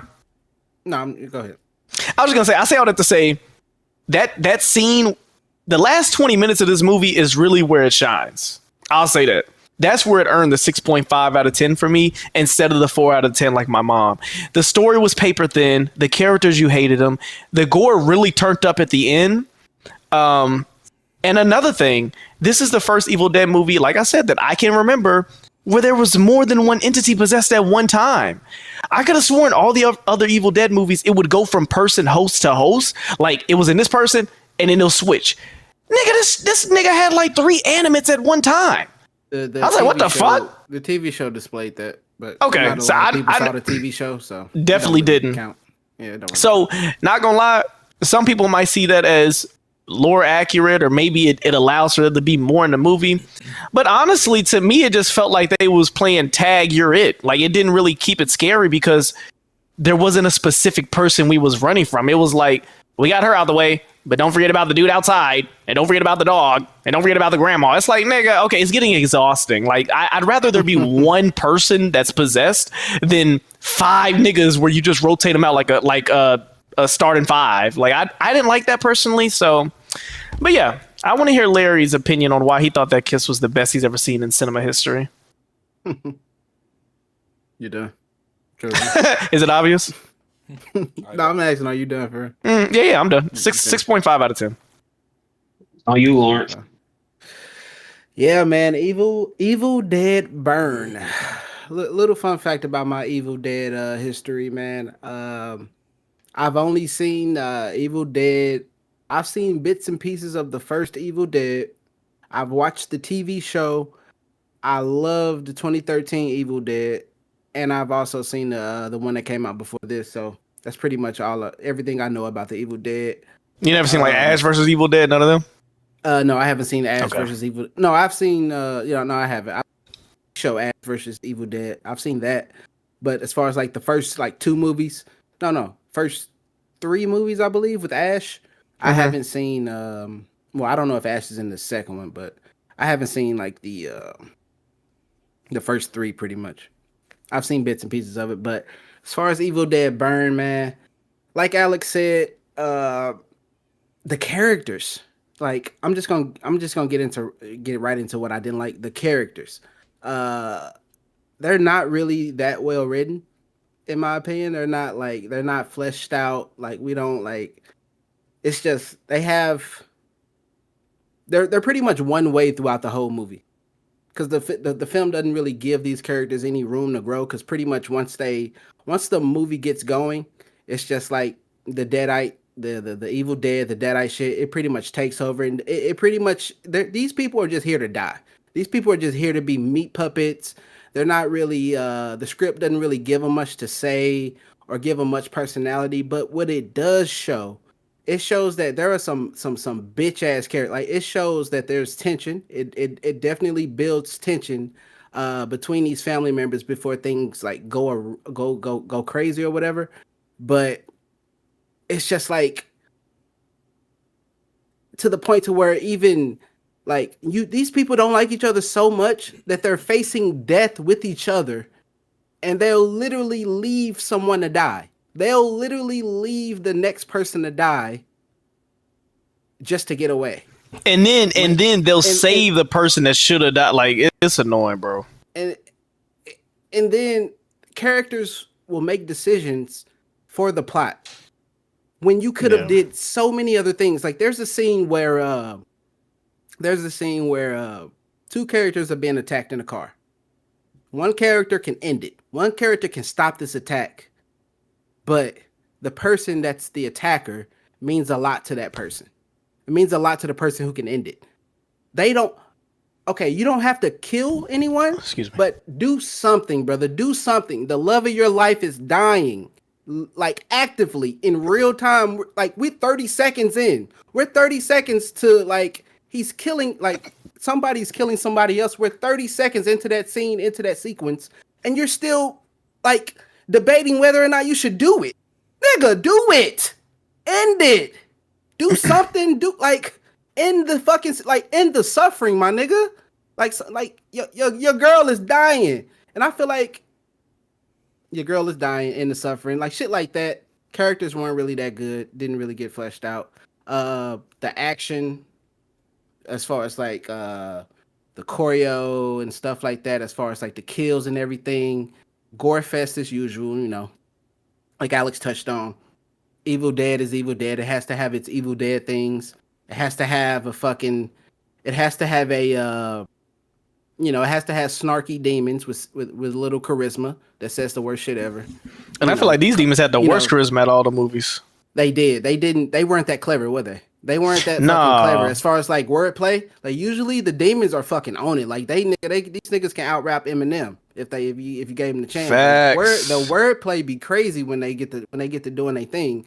But in this one, I can't really pinpoint any any specific dialogue from the Deadites. Because that's what they call. Once they become possessed, they become like Deadites. That's what they And you know what? When we see them exorcist movies, they usually go, "I want to suck your mother's pussy." They'll say shit like that, right? Come eat this pussy, baby boy. Right. And Come eat this my pussy, son. Like, right, and that's like that's exorcist movies. But in Evil Dead, they'll usually say something like, "To speak to your soul." The worst thing this girl said was, "You would kill me, but not kill your father." I'm like, nigga, what the? But not kill your father. Yeah, you would kill me so quickly. You'd hurt me so bad. But I'm like, man, this weak ass line. The writing sucked. Gore fest as usual. I'm gonna just sum it up quick. I'm gonna just about to end it here soon. Story not all that interesting. The writing not all that interesting. Characters like writing kind of suck. Yeah, it's very weak. Fire action choreography. I like. Alex touched on the scene earlier. He touched on the scene that goes on. It's like a one shot. following this victim, following one of the characters throughout the house, and we're seeing it from a different point of view. We're seeing it from like say the villain is on a rampage, and normally we get the main character's point of view, like the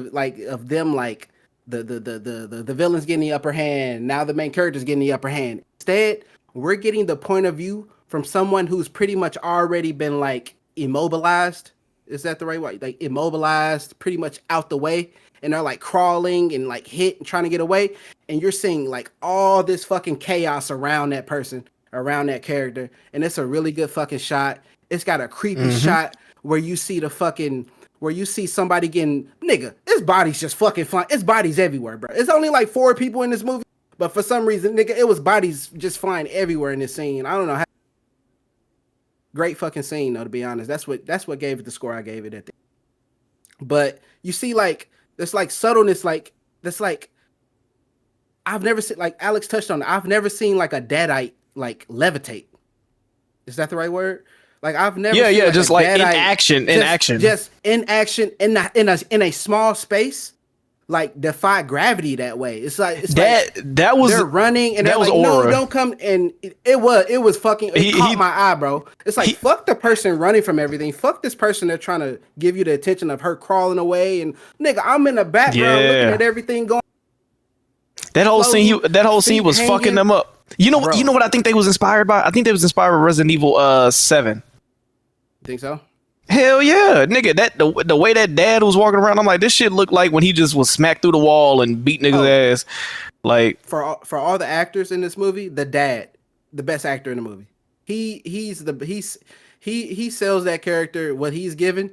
The dad is probably the best actor in the whole fucking. He's not given like much dialogue, but it's like physical. As far as like his physical acting, he does good. Everybody else, like.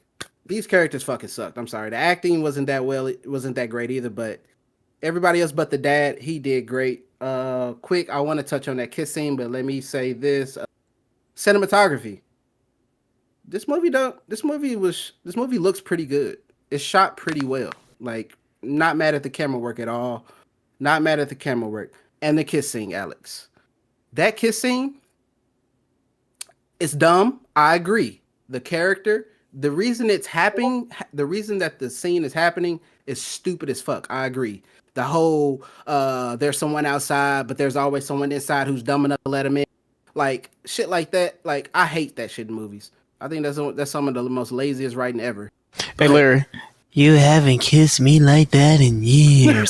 nigga that shot his nigga got 3 holes coming out of his head. You worried about you haven't kissed me? Like, come on, bro. Like that in years. Bro, she was fucked up, bro. Her son died, bro. She's fucked up in the head. Her son was burned alive. Like she's susceptible to the traps and the lures. Like, I feel like they played on her. They didn't really explain it, but I get what they were going at. Like, she's the most mentally like unstable out of all these characters. Shit pops off, and they kind of played on that. Other than like the grandma, like of all the same people, she's like the mentally weakest right now because she's like the most distraught based off like the circumstances they're in because her son just died or whatever. But yeah, I feel like that's what they tried to play, but they didn't explain it. But I understood it. And the kiss scene, I feel like it's a choice. Alex, is a choice because they do it and then they linger on it for like 20 seconds, nigga. They linger on, nigga. This nigga, you can see this nigga as he's kissing her. You can see like the side of his face is pretty much gone. The side of his mouth is gone. He's like Two-Face from the Nolan movies, bro. He's like Two-Face from Batman from the Dark Knight. You can see his tongue whenever he like they're tonguing each other and shit. Yo. Blood is squirting out. Blood is coming out the side of his mouth.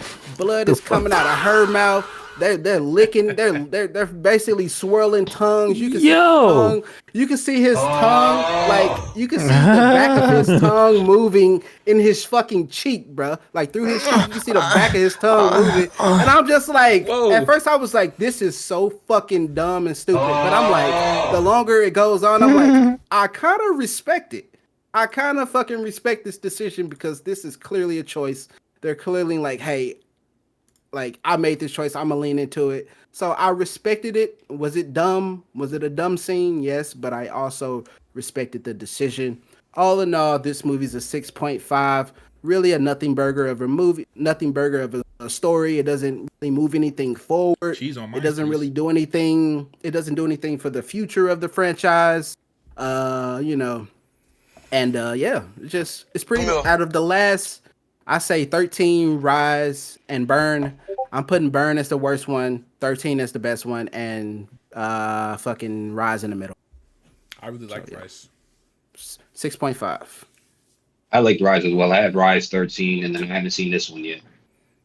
Yeah, and I looked around the internet I'm just making sure I wasn't, you know, not trying to discredit anyone, tell anyone they're wrong, but a lot of people generally do like 13 over the last 2 installments. So you said 6.5. Alex, I didn't hear your score if you said it. I'm sorry. 6.5. 6.5. Okay. So y'all equal. And I gave it that off the tip of the choreography, the gore, and the cinematography pretty much. But because the writing and the story is pretty much ass, and the acting is meh. Besides the dad, so yeah, that's pretty much why I gave it a 6.5 based off the fucking The fuck was that? action and shit. I appreciate you, Larry. Off the visuals, Who man. else saw this film that wanted to review it? I know Red Pig saw Did it. Mafia see it? I saw it. Mafia, go ahead. All right, I'll make this quick. All right, starting out, the story wasn't interesting. So the Deadites' whole purpose for this movie was to find this knife, and the movie really fails on selling us why this knife is significant and what the ramifications could be if they actually get the knife. Also, for me, it failed at having that claustrophobic feeling that the previous films had. Like, outside of the one obstacle outside, I feel as though if they just got away, there would be no issue. Like, this wasn't a threat that could really keep them contained. I really just didn't feel any kind of dread or fear. It was disappointing in that aspect. Like Larry and Judas were saying, the characters weren't interesting or relatable. They were very annoying, if I'm being honest. Whereas when you get to Evil Dead 2013 or Rise, you could relate or at the bare minimum sympathize with at least one of the characters. Burn, you're probably cheering for the characters to die for the most part. Yeah. Another thing. Sorry. Oh, you good. Another thing is the Deadites' power level wasn't really consistent. Like certain parts of the movie, I felt like I could go bucket hat for bucket hat with the Deadite. Whereas other parts of the movie, I'm just like, yeah, I'll probably get fucked up in this fight. Bucket hat for bucket hat. Last thing I'll say is the only consistent thing in this movie I truly like was the grandma. I say she's the best character outside of the dad in the whole movie. My score for the movie was a D. D for D. Oh yeah, one more thing. So there's a scene where pretty much the big bad, the big dadite, the major dadite, is kind of revealed early on in the movie. And we don't see that motherfucker until literally the last 10 minutes of the fucking movie. Facts. So what was the fucking point, my nigga? What was so... And he's a nothing. It's a nothing. Nothing burger? It's a walking into... It's a nothing burger of a reveal of a final... It's a nothing burger of a final antagonist, bro. Like, you know what they tried to what was do? the wait for, bro? They tried to do some shit where like Insidious has made it seem like the entire family is cursed forever and we have to protect each other. It's like, nigga, he tried to make it a whole, your granddaddy, your daddy, no, you couldn't stop me with the blade. It's like, this nigga, they're trying to make it seem like it's bigger than the character that's on screen. I'm like, nigga, y'all forcing it. They are forcing it. This story is inconsequential at the end of the day. It's very inconsequential, guys. It's like there's a dagger. This dagger can send all demons back to... Oh, mind you, one by one, of course. It's not that fucking powerful. There's the dagger that can send demons one by fucking one. One by one to hell. So, yeah, that's the whole big why. That's the why of the movie. But again, like I was saying earlier, the demons wanted, the Deadites wanted it, but what happens when they get it? It's like they get a power. Exactly. Boost or some shit? They get nothing. There's it. nothing. No, they brother. just want to make sure that nobody can use it against them. It's like Exactly. I took your atom bomb, so you can't use it on me. But you don't need it. You don't need them. You can literally kill. You can dispose of deadites in so many ways, bro. Based off what the movies have shown us, you can dispose of a deadite in so many ways. Just gruesomely kill that motherfucker. You don't That's what I'm need a thinking. The special. knife has You to don't. have. You don't need a special. Exactly, Mafia. The knife has no real significance, bro. No actual significance. They trick us into believing. They trick us into watching a whole movie about an object that doesn't actually fucking matter, bro.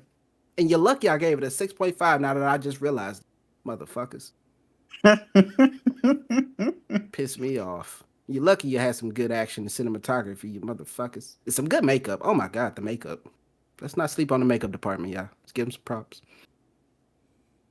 Makeup went crazy, especially with the grandma. Evil Dead series always gonna have good effects. Mhm. The Practical grandma effects, when stuff like that. when grandma went deadite, nigga, that's the scariest thing in the movie. I ain't gonna lie. That's the Yeah, my scariest looking mom- thing in the movie. My mom thought that grandma was a normal part of that movie. She's like, she wasn't funny. There was maybe one time where she chuckled. Yeah. Oh yeah, they did try to No, I use was grandma for comedic relief. But Granny looked very creepy as a deadite. I ain't gonna lie. She looked the most creepiest one. She was the creepiest thing in the whole fucking just because she was old. Ain't So that wait, fucked up? Alex, going back to what you said, was your mom scared Niggas get watching old, they this get at all, or scared. no? No, that's what she was upset. She came into it like, I don't even know if I want to see it because since a kid, I've been creeped out by these movies. And she was like, man, that was trash. Damn. All right. Mafia, appreciate the review. Before we move on, did anybody else see Evil Dead? I can't remember. Red Pig. Red Pig. Yeah, it seems like y'all all shit on it. I don't have much to say about it. Hey man, well, like Alice said in the past, it's a Call of Duty horror movie, so this is a consistent 5 out of 10, man. Predictable plot. Consistently, like all the movies, is 5 out of 10 to you? 5 to 7 out of 10s. This is 5 to 7 out of 10 is always in that range, man. I felt like this was the least original creative movie in franchise to me. I don't know. Out of all the ones I've seen, It was I thought the It was plot just was a- generic. I thought it was predictable. I thought the performances were one note. We didn't have the rain and Char- blood scene. I yeah, agree. Apparently, This yeah. was the least director's creative first out of all movie. of them. like If no you was gonna nothing have- stood if you was out. gonna Like have I the feel Red like Blood scene, I feel like we've seen this before. I would say the one thing that made me say, "Ooh, shit," was when your girl fingers got close into that door. That's I was like, literally the only "Ah." thing that got a reaction out of my theater. Yeah, I said, "Ooh." That was the only thing like that. That's the only thing that my theater reacted to. Everything else, it was very light do- reactions. I do agree with Alex, nigga. I wasn't very interested in the characters. I felt like the development wasn't well crafted, nigga. You more irritated than like you get more like irritation from them than affection, and like by the end of the movie, you like that's what you get, bitch. Yeah, yeah, yeah. I thought it was real easy to predict what was gonna happen. They tried to tie it to the other movies, and like the search for the artifact was kind of ass. I didn't like you said. Didn't you say that, Larry? Like they didn't get to that till like the last 10 minutes of the movie. Yeah. Like Like we've never seen the artifact, so she just picking up random. Yeah, like yeah, the artifact turned out to be inconsequential. exactly. A sledgehammer would have been better, honestly. If I had a sledgehammer, fuck that knife. Yeah. So this was yeah. And BT, you, I think you was talking shit about me not wanting to go see this movie. I was right to not want to see this shit, nigga. Like, Hey, don't get me wrong. It's Hey, hold up! I didn't see it. I chose the invite over this after hearing niggas reviews. Oh, not okay. a bad movie, guys. It's not a bad movie. It's not bad. It's just generic. It's just it's a generic. It ain't better better than Rise, so I don't have no. Rise was good, so I don't wanna. Yeah. Rise was I really think good. Rise was really I think because this shit was getting really, really high reviews. I don't agree with this at all. Shit had like 90 on Rotten Tomatoes. Like, what are y'all Yes, watching? bro. No, it's at I like feel like 70. It's at like 72 or something right now. I feel like the least demanding niggas will enjoy this shit since like all the brutality, the blood, and the fire, the little bit of fire they show. I was excited for this because I love 2013 and I love Rise. I thought both of those were really good, especially Rise. Like Rise was creepy as hell. Rise was creepy as hell, especially with the family dynamic and shit. So I was excited for this, but it's disappointing hearing y'all react the way y'all reacted, which is why I chose to go see the invite as opposed to seeing this. I can only see one. I was gonna try to see both, but I can only see one today. So chose the Go invite. see. I think I'm gonna go see Invite tomorrow. This kind of felt like Resident Evil 7 or some shit to me. I don't know. But done way worse, obviously. Similar. Still sick? You still sick, Chris? Yeah. A little bit, not too much. Hey, one of them hinge bitches gave him that shit. How you feel about the kiss scene? You know, I was watching it. I was like, what the fuck am I watching? Right? You started to like it, right? Please. No, what the fuck? Damn. Fuck. And it was like real sloppy, like all tongue and like it was so much tongue, right? It was so much tongue. Back of his tongue and his cheek moving around. Yeah. Was like I looked like his jaw's gonna fall off. Yes. Yeah, it definitely was. Well, then it sounds like it did its job. The way I was. It wasn't that. I was just like, what the fuck, nigga? And it lingers. It gets into it, nigga. This is a romantic, grotesque like kiss. by her. This is a So by her doing that, kiss. by her giving in and doing that shit, did she get like infected right from that? But I didn't see her eyes turn. She did get infected. Yeah, I didn't see her eyes turn immediately. I thought she was just going crazy. She ended up turning based off plot. Yeah, she turned off to the off plot. She ended up off turning. But yeah, man. I thought your boy was gonna die with that dishwasher scene. I thought he was dead there, but apparently not. Yeah, I thought he was gonna be the main character. That was, I mean, let's just wrap it up. That's spoilers. Now when I see a dishwasher scene, I know old boy don't die. Oh, 5 out of 10. This is a wait to come to Paramount Plus, whoever make this fucking movie. This is a Sony movie, actually. I think I seen this. Did I see the Sony movie? Sony, you did. Yeah, this will be on Netflix. So yeah, this will be on Netflix in 6 months.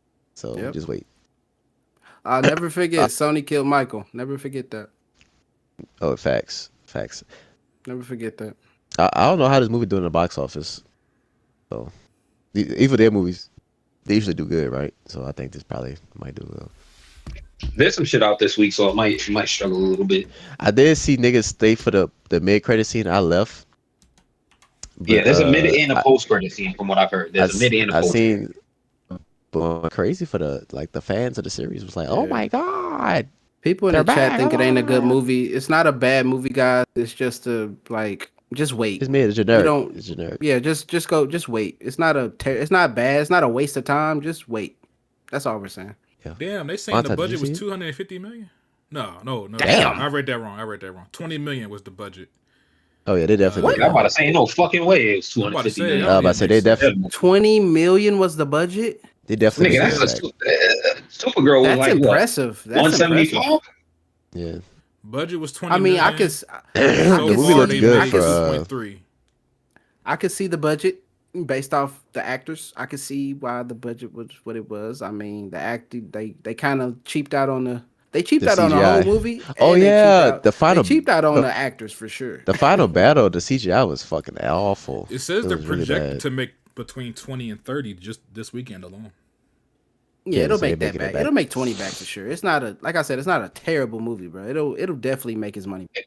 It'll do under 100, but it'll probably finish its theater run somewhere around 80 million or something.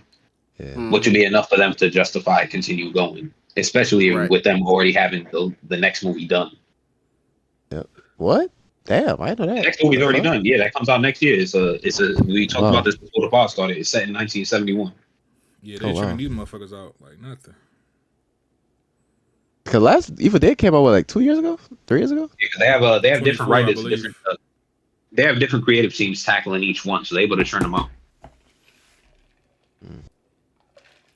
All right, man. Appreciate y'all reviews for Evil Dead. We have one last review before we end the show. You didn't see it, Wata? I did not. I chose to go see The Invite instead, since people were saying. Oh, maybe I should have seen that too. What the fuck?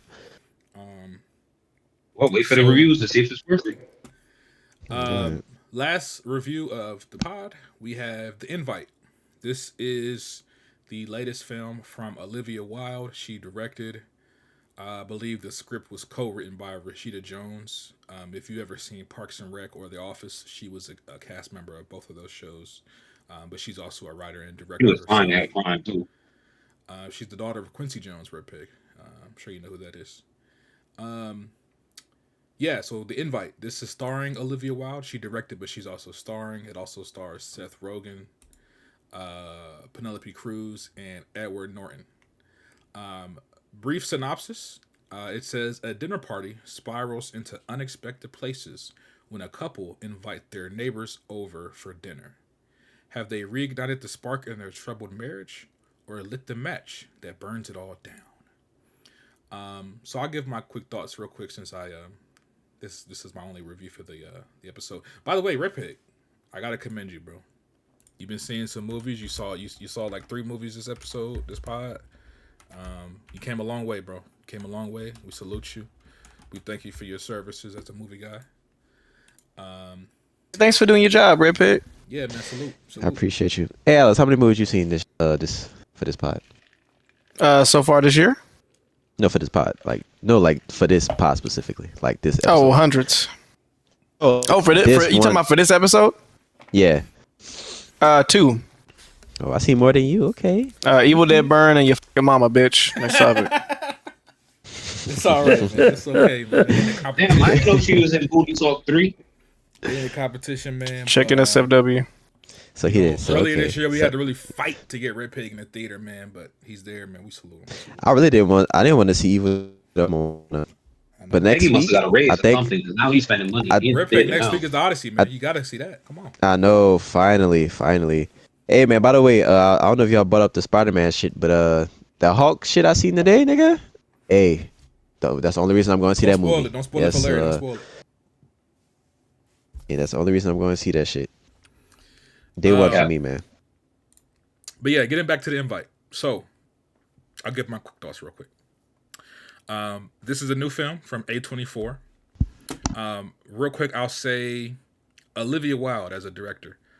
The last movie she made was the movie with Florence Pugh and Harry Styles. The movie called Don't Worry, Darling. I think I've reviewed it on this podcast. I can't remember. I remember I saw that one. That movie to me was mid.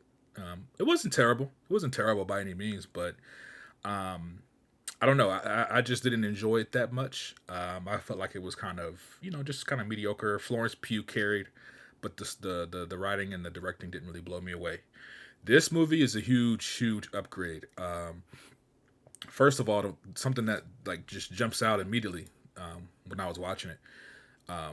This movie is shot extremely well. I mean, like, obviously I'm not a director. I don't know all the technical terms and everything, but like just visually watching it, like they had some really cool shots the whole movie.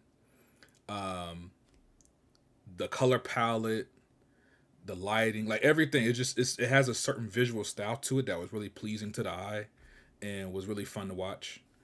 The soundtrack was great, and I love the soundtrack because one of my favorite artists worked on the soundtrack, Dev Hynes, who also is known as Blood Orange. He's one of my favorite artists, and he did the soundtrack. The soundtrack was great, and it really fit the story and the performances, which I'll explain a little bit. But yeah, this movie right off the bat, it was just, to me, it felt higher quality than her last film. But then getting into the actual performances, right? The movie really, and this is another thing that I love about the movie, it's a very small cast. It's really only 4 main cast members. Olivia Wilde, Seth Rogen as one couple, and then Penelope Cruz and Edward Norton as the other couple. The movie kind of centers on them. I mean, it centers on those 4 people for majority of the movie. In the very beginning, there's some like extras and other actors you see, but they don't speak. So the movie mainly focuses on these 4 actors. I love when films or TV shows do that. I like when they do like small groups because I feel like there's nowhere to hide, right? As far as like the performances, everybody kind of has to carry their own weight, and you really get to see each of the characters kind of come out. The actors, you usually need pretty strong actors if you're going to do like a small cast like that. Because of that, right? Everybody has to kind of hold their own. And I felt like they did. Olivia Wilde as an actress, I'm not too familiar with a lot of her past work as an actress. But in this movie, I mean, she was great as her role. She was really, really good. Seth Rogen, this is a role where Seth Rogen gets to be himself, right? He's being comedic. Oh God, he's doing that. He's doing that fucking voice. No, he shined in this movie. He shined in this You movie. mean his Alex. regular You have voice? I hate So, that shit. I'll say this about Seth Rogen. He gets to be himself. Like he's cracking jokes. He's being funny, naturally funny. He's comedic, you know. But you also see other layers to him, right? You get to see this side of him because essentially the plot of the movie is this couple, Seth Rogen and Olivia Wilde. They're a married couple, but they're both essentially they're depressed, right? They're each going through shit on their own. The communication between them has failed. It almost they're only staying together because they have a 12-year-old kid. So their relationship's in trouble. They're both going through shit. And so you see that as the movie progresses, like you get to see them arguing. But then once the other couples come in, you get to kind of see them shine together. But then you also get to see Seth Rogen. He's showing a different side of himself where he's showing like the sadness that he's going through, the depression that he's dealing with, and they kind of explain why. So I say all that to say, all of those different things is what leads to the performances being so good. Like they flow seamlessly between like comedy, and then like it'll slow down at certain points and get serious, and you actually have like a serious moment where people are actually like, you know, pouring out their hearts and explaining like, you know, what they're dealing with and how miserable they feel. But yeah, the point I'm trying to make is the performances were great and very a lot of range, right? If you're somebody who's not familiar with Seth Rogen's work as like a dramatic actor, this movie will surprise you, I think, because he's a very good actor. I've watched him in other things where he's kind of shown that side, and I really like when he does it because Seth Rogen's one of those guys where it's like, first of all, I'm a fan of Seth Rogen. I feel like I've watched his shit growing up, and he's always been funny to me. But seeing him in a different way, where he gets to kind of be a little bit more dramatic, a little bit more serious, he's really good at it. And Yeah, I gotta agree with him on that. He was great. It was enjoyable to watch. It feels organic. Yeah, it doesn't feel forced at all. It just feels natural. And it's funny because one thing they always say, like it's like a common thing that they say, is a lot of people who are funny or like comedians or like people who you would say like are life of the party, historically a lot of them deal with depression and sadness, and they kind of use the sadness behind that comedy. Right, they kind of use the comedy and making people laugh as a way to kind of make themselves feel better. So a lot of comedic actors actually do make great dramatic actors historically. I think Seth Rogen fits within that perfectly. But yeah, just getting to like the main meat and potatoes. The movie was very funny. There were a lot of moments where it wasn't my theater wasn't packed. It was maybe about 8 of us, maybe 8 or 10 of us. But when they had funny moments, the theater did laugh. I laughed. Very, very funny. Just the whole chemistry. That's another thing. Because there's only 4 actors, the chemistry is so good between them. Everything just felt natural. The first, I'll say like maybe, I don't know, 25-ish minutes of the movie, you're really kind of focusing on Seth Rogen and Olivia Wilde's characters. And the chemistry between them felt natural. It felt like you were really watching like an actual married couple when they're arguing and going back and forth. So yeah, that really made it enjoyable to watch. And I guess the story, I could explain the story, but let me ask Saint and Buck. Would y'all consider a spoiler if I just give the basic plot line? What do y'all think? I wouldn't. Sex group. I wouldn't reveal nothing. Okay. And don't watch the trailer either. Basically, what I'll say is I wouldn't consider it a spoiler because it's very basic. It's a couple invites their neighbors over for a dinner party. Like that's the plot. Right. Plot. I never saw the trailer. You could go deeper and explain like all the back, but yeah, that's the main. But that's the main. Yeah. That's the main. That's all you need to know. Should I get my tickets for tomorrow? Yes. Yeah, you should. You should. I was going to finish up in a bit, but yeah, this is. Take your girl with you, Larry. I'll just say that. What I'll say is this: the reason this movie was so enjoyable because most of us we've been in relationships, and if you've ever been in like a long-term relationship, there's a lot of things in this movie that you can relate to on both sides from both couples. Like hating your girl and wanting to kill her. No, because it doesn't go that far. But I'm just saying, like, the movie presents two couples that are kind of on the opposite ends, right? You have a couple who's One that's miserable. an early end, yeah.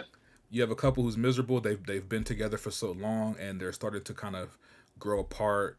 Things are kind of they're not really in a good place. And then you have another couple who they have a deep respect and love for each other. Their communication is much better. So there's aspects of both couples I think a lot of us can relate to. Or so it seems. Yeah. But all in all, I think this movie really, at its core, there's a message behind it, right?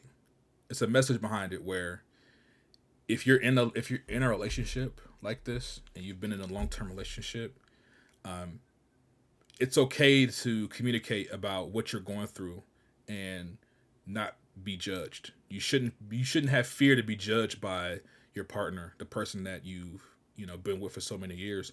That should be the person that you're comfortable coming to and talking to, right? Exactly. So that's one aspect.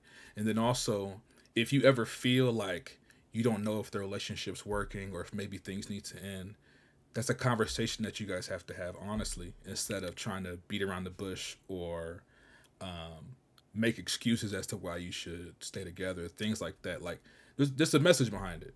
I think it all boils down to communication too. Like communication, that's a big thing that a lot of couples kind of shy from in different aspects. BT, I'm sorry, what were you going to say, BT? No, I said to your point, stop tap dancing around the conversation. Right. When you said that, it made me think of Mr. Morale, the Big Steppers. There was a part where his girl in the background talking about stop tap dancing around the conversation, and that was a big theme in the movie: communication in relationships. Right. So I say all that to say, this movie is a comedy. There's a lot of funny parts, a lot of funny dialogue. The writing is really, really good, but it also is, like I said, it is a message behind it. It's not just a movie to be funny for comedy's sake. Like, yeah, there's funny parts, but there's also like some real, true life shit a part of it as well. So it's like a dramedy, and also it kind of has the energy of, if you've seen like The Bear, where there's like that chaotic relationship going around with the coworkers and everything's kind of moving fast, and like the soundtrack in the back is kind of like matching the energy. There's some of that going on. So it's a real cool. It's like it kind of keeps you on your toes. There's really no slow moment until it's purposely slow for the sake of getting the message. Yeah, that's not till like the third act. Bottom line is, if it hasn't come through, I did enjoy this movie. Like I said, I really enjoyed the writing. I thought it was very good, and the comedy was very funny. But also the performances were very, very good. Olivia Wilde and Seth Rogen were great. Edward Norton was fantastic. I mean, he's a great actor. And Penelope Cruz was great. She was good as well. If I had to rank it, I would probably say she was her performance was probably the lowest out of all of them, but it wasn't bad.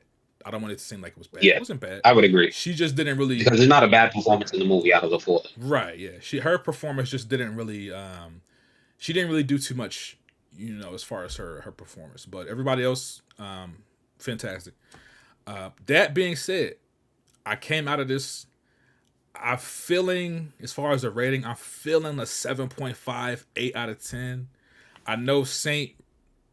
Not just Saint. A lot of people are gushing over this film. I'm talking about 9s and 10s. I'm seeing on the internet right now. I'm not mad at that. I'm not mad at that. I personally didn't enjoy it quite that much, but I did enjoy it. I'm leaning at around a 7.5, an 8 for this film.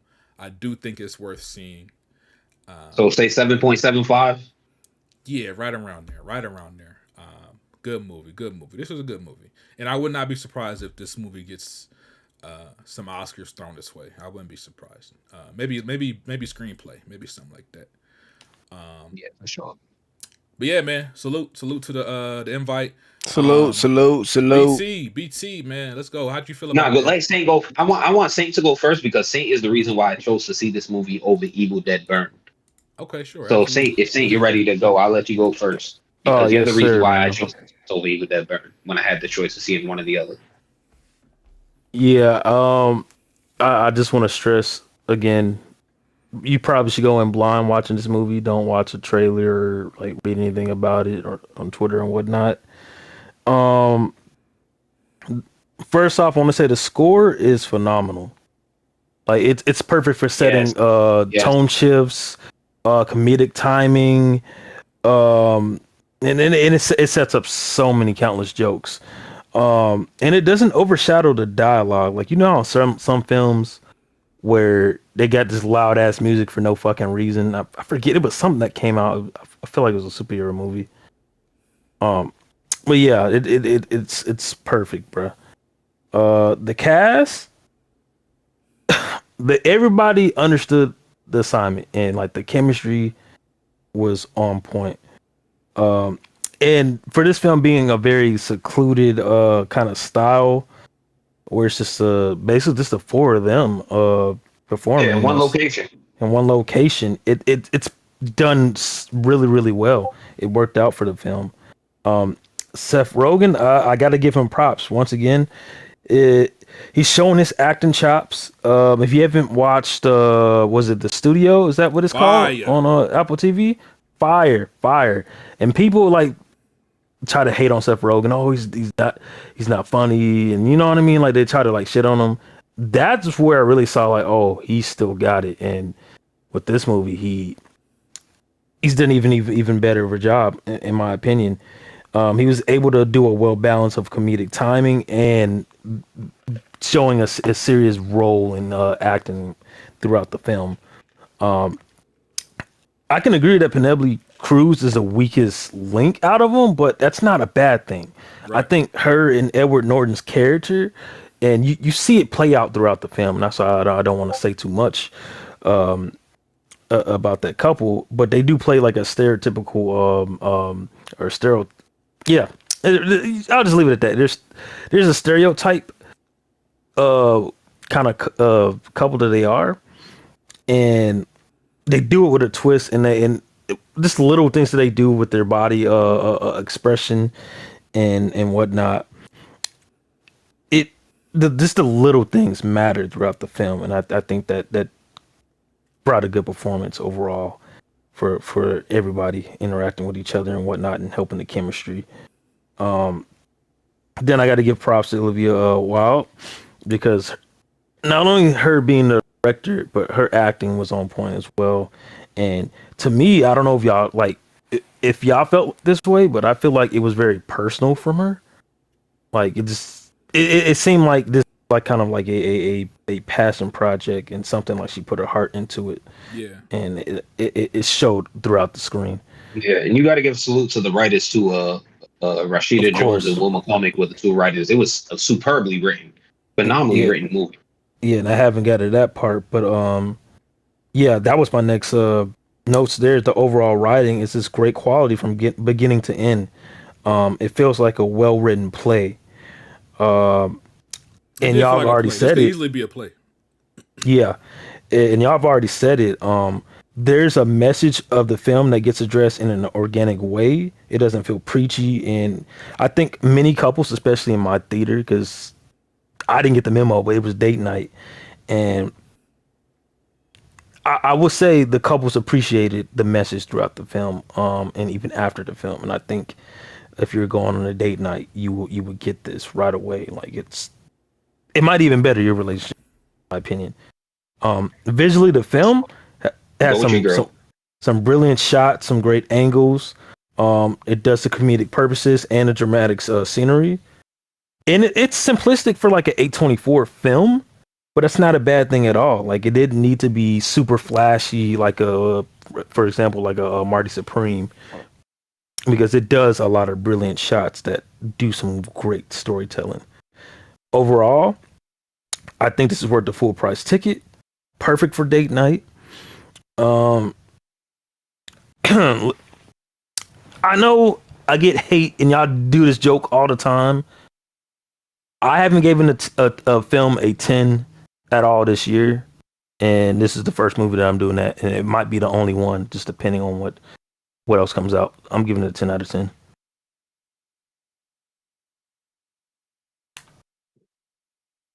I'm I not love you mad so at that. much. Thank you. That is the first 10 out of 10 Jalen's we got not a Saint this year. 10 out of Highly 10 recommended. banger.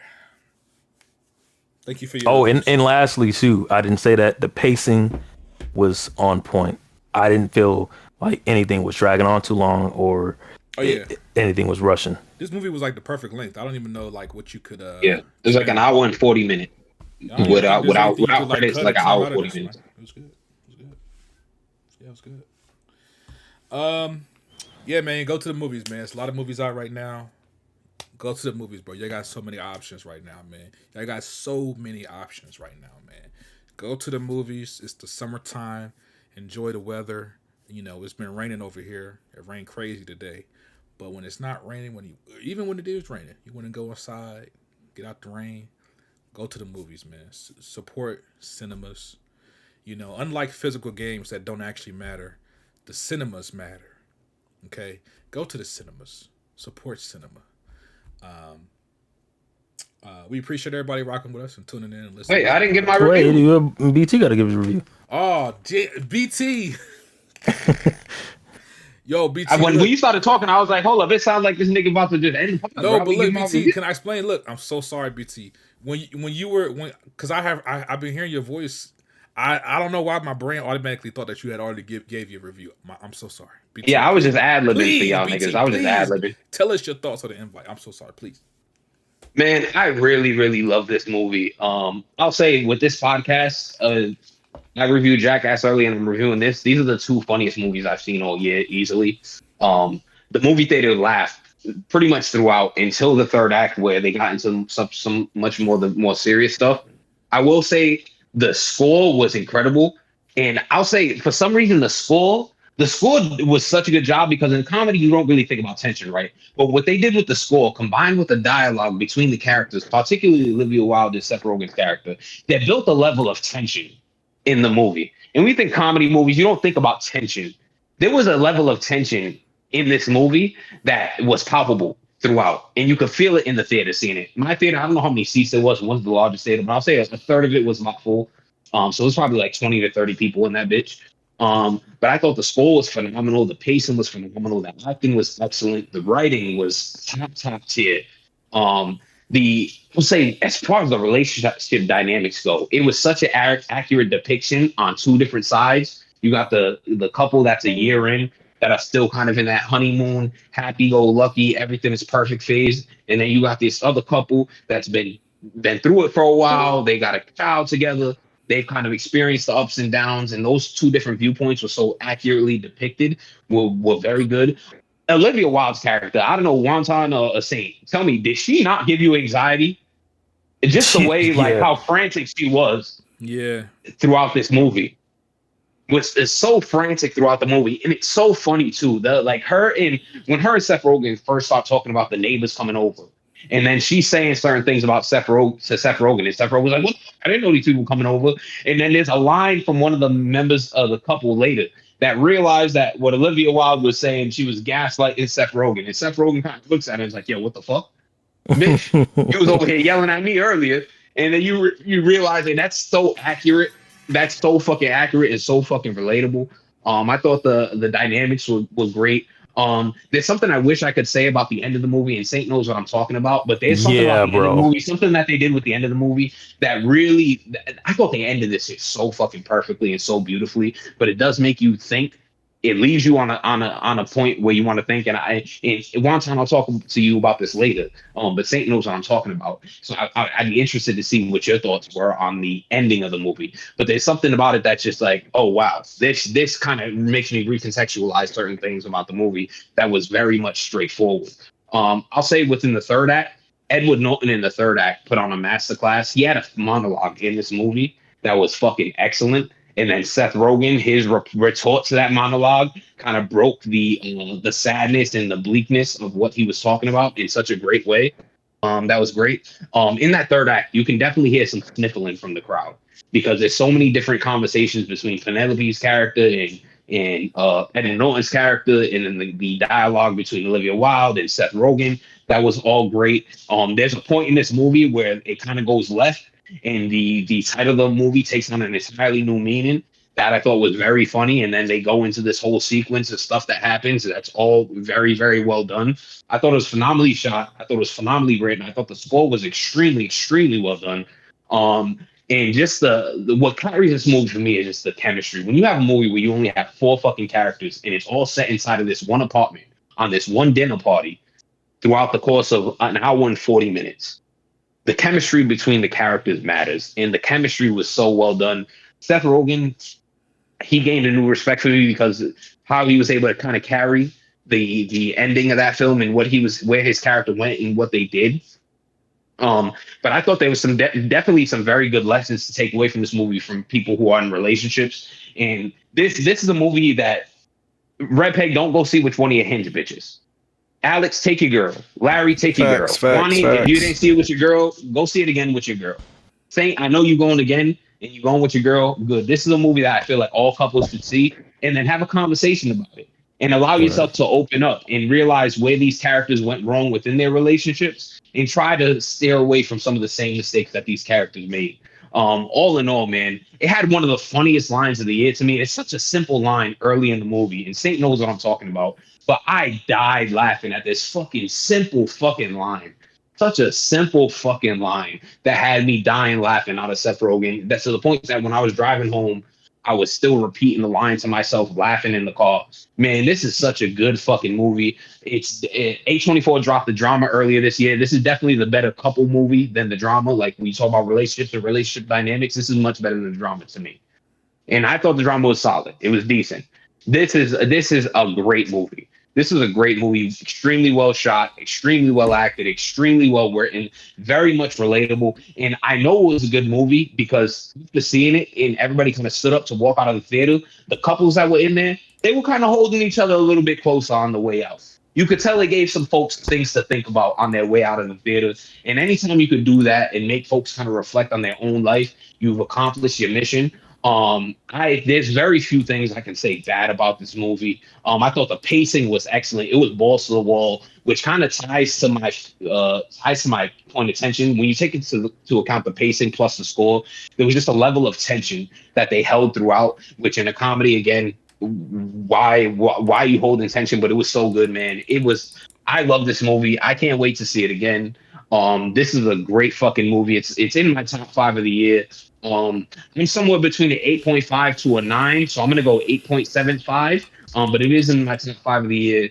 The Invite. Everybody should definitely see this movie. But again, I wish I could talk more about the ending because Saint again knows what I'm talking about. Wani, I want to communicate with you and see what you thought about it. But there's a point in this movie that makes me just look at certain characters in a different light. It makes me kind of wonder about the elements and how grounded or straightforward this movie was. A great fucking movie, man. A24, salute to A24. Back in their bag, Burnfire, fuck you. A24 still be producing that shit. They still be dropping that shit. And this is one of them ones. I'm gonna go with a 9 out of 10. 9 out of 10. The two movies I laughed at most in the year were Jackass and The Invite. The Invite, awesome fucking movie, great movie. And that third act, man, was so fucking good. It took the movie to another level for me. 9 out of 10. Wow. Salute. Is Alex here? Yeah, what's up? Hey man, before we get this is the last review, right? Yeah, this last review. Yes. All right, guys, I got something. I got a rapid retro review, you guys. Last night, y'all, I watched this movie. I had it on PSP, on my PSP when I was a kid. I really loved this. It's on Netflix. I went back and watched Will Smith's Hitch, a real good rom-com, nigga. It's still funny as hell, nigga. Kevin James, Will Smith, fucking hilarious in this movie. Kevin James' movie, he's hilarious and he's like adorable. Like that grown ass man, fat ass nigga, he adorable. He was wasting fucking mustard on his shit and everything. Like, also, I was like, I want to try some of these pickup lines in real life, nigga. Like, I really have to try. The movie came this. out 22 years ago, Chris. Don't do that. Take that shit to him, nigga. Try it out. Take it to him. Like this nigga was talking to the girl. She wasn't really interested. And you could tell I'm gonna walk up to him and I'm like, "What's up, honey? You good? You want a drink? You want another drink, honey?" And like, yeah, act Nigga, like that's I'm the hard. think motherfucker Honey get gonna your get it ass done? beat. The other nigga beat your ass.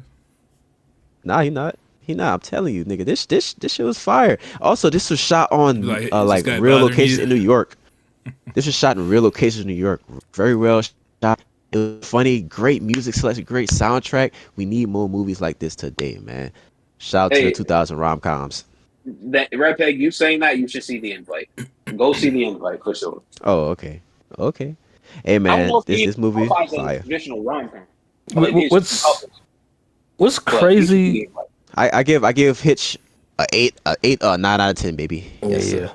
yeah. What's crazy? That's my favorite Will Smith movie, Yeah, it is. and That might be my favorite Will Smith movie too. my girl had got that for Valentine's because she knew it was my favorite, and she had never seen it. And I showed her to her. She absolutely loved it, and it's funny that that's how I know I'm old and you fucking young because I saw that movie in theaters, dog, and I wouldn't. Really? Damn. Yeah, that was Damn, you old as fuck. I remember the hype. Nigga, you was there with me too.